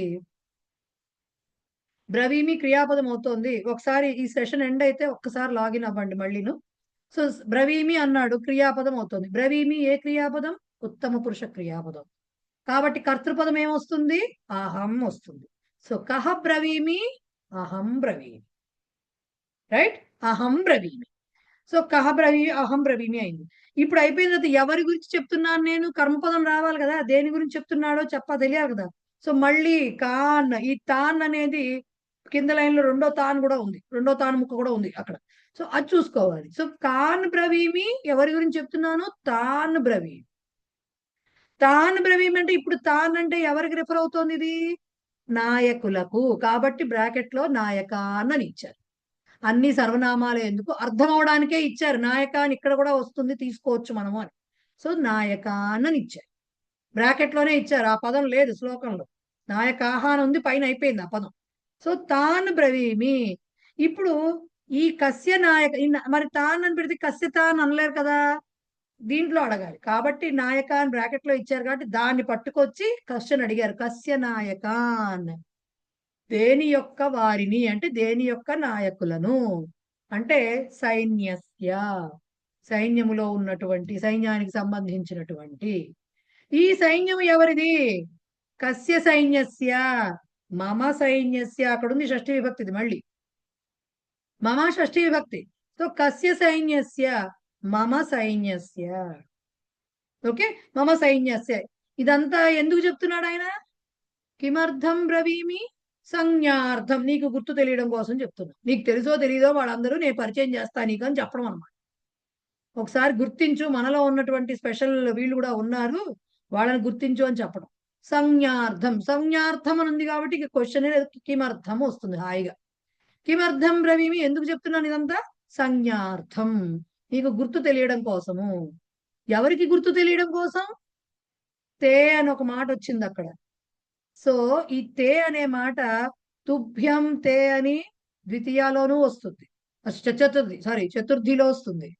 ఓకే, అలాగే తవ తే అని షష్ఠిలో కూడా వస్తుంది.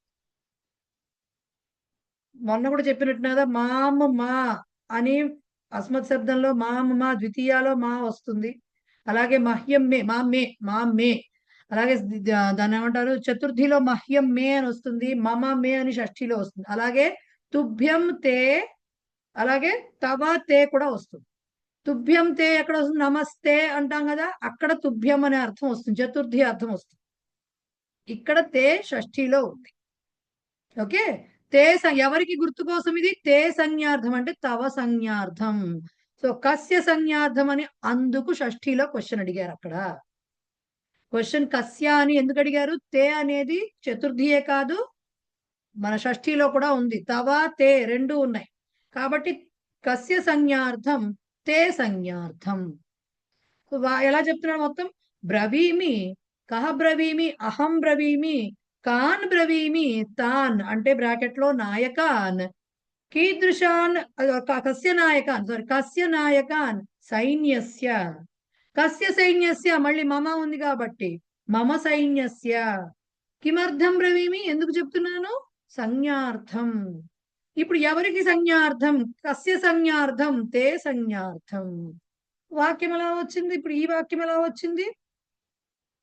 మమ సైన్యస్య తాన్ అంటే బ్రాకెట్ లో నాయకాన్ తే సంజ్ఞార్థం బ్రవీమి. నా సైన్యం యొక్క నాయకులను అంటే బ్రాకెట్ లో ఉంటుంది, తాన్ అనే ఉంది అక్కడ, నాయకాన్ లేదు కాబట్టి వారిని నీ గుర్తు కోసం చెప్తున్నాను. రెండు వాక్యాలు కలిపితే ఎలా వచ్చినాయి? ద్విజోత్తమ. ఓకే, ద్విజోత్తమ అస్మాకం ఏ విశిష్టాః నాయకాః సంతి, బ్రాకెట్ లో సంతి పెట్టుకుని ద్విజోత్తమ అస్మాకం ఏ విశిష్టాః నాయకాః సంతి తాన్ నిబోధ, ఫుల్ స్టాప్. తాన్ నిబోధ, ఫుల్ స్టాప్. నెక్స్ట్ లైన్ ఏమొచ్చింది? తే సంజ్ఞార్థం మమ సైన్యస్య తాన్ బ్రాకెట్ లో నాయకాన్, తే సంజ్ఞార్థం మమ సైన్యస్య తాన్ బ్రాకెట్ లో నాయకాన్ బ్రవీమి. ఓకేనా? ఇది మొత్తం వాక్యం అన్నమాట. దానికి ఇది దీనికి సంబంధించినటువంటి అన్వయ రచన. ఓకేనా? అర్థమైందా? ఒకసారి రికార్డింగ్ మళ్ళీ వింటే రెండోసారి మూడోసారి కొంచెం క్లియర్ గా, కొన్ని ఇలా చిన్న కాంప్లికేషన్స్ ఉంటాయి, అంతకుమించి ఏమి ఉండదు. ఒకసారి అర్థమైతే వెళ్ళిపోతుంది ముందుకు బండి. క్లియర్? ఏంటండి? పక్షులను కూడా ద్విజులు అంటారు, ఎందుకంటే గుడ్డు వస్తుంది దాని తర్వాత వస్తుంది కదా. అవును, పక్షులు కూడా అంటారు.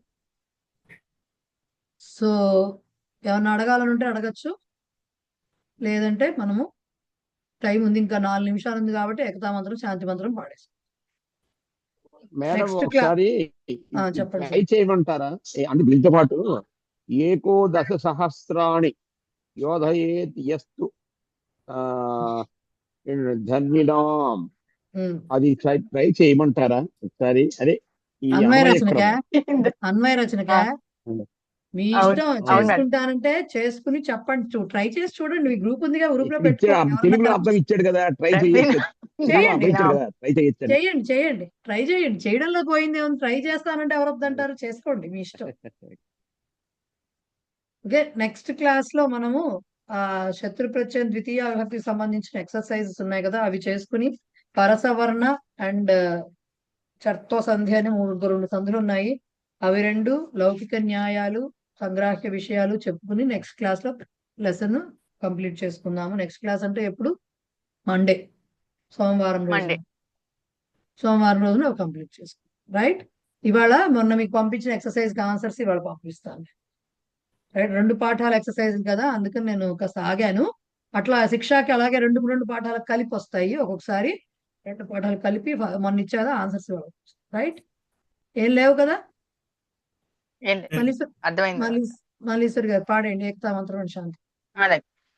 ఏకతా మంత్ర ఎం వైదికా మంత్ర దృశ पुराणाः इन्द्रं यमं मातरिश्वानमाहुः वेदान्तिनो निर्वचनीयमेकं यं ब्रह्मशब्देन विनिर्दिशन्ति दैवायमीशं शिवैत्यवोचन् यं वैष्णवा विष्णुरुतिस्तुवन्ति बुद्धस्तथार्हन्निति बौद्धजैनाः सत्श्री अकालेति च सिक्खसन्तः शाक्तेति केचित् प्रकृतिः कुमारः स्वामीति मातेति पितेति भक्त्या यं प्रार्थयन्ते जगदीशितारं स एक एव प्रभुरद्वितीयः स एक एव प्रभुरद्वितीयः शान्ति मंत्रः ॐ सर्वे भवन्तु सुखिनः सर्वे सन्तु निरामयाः सर्वे भद्राणि पश्यन्तु मा कश्चित् दुःखभाग् भवेत् ॐ शान्ति शान्ति शान्तिः धन्यवादाः महोदय ओके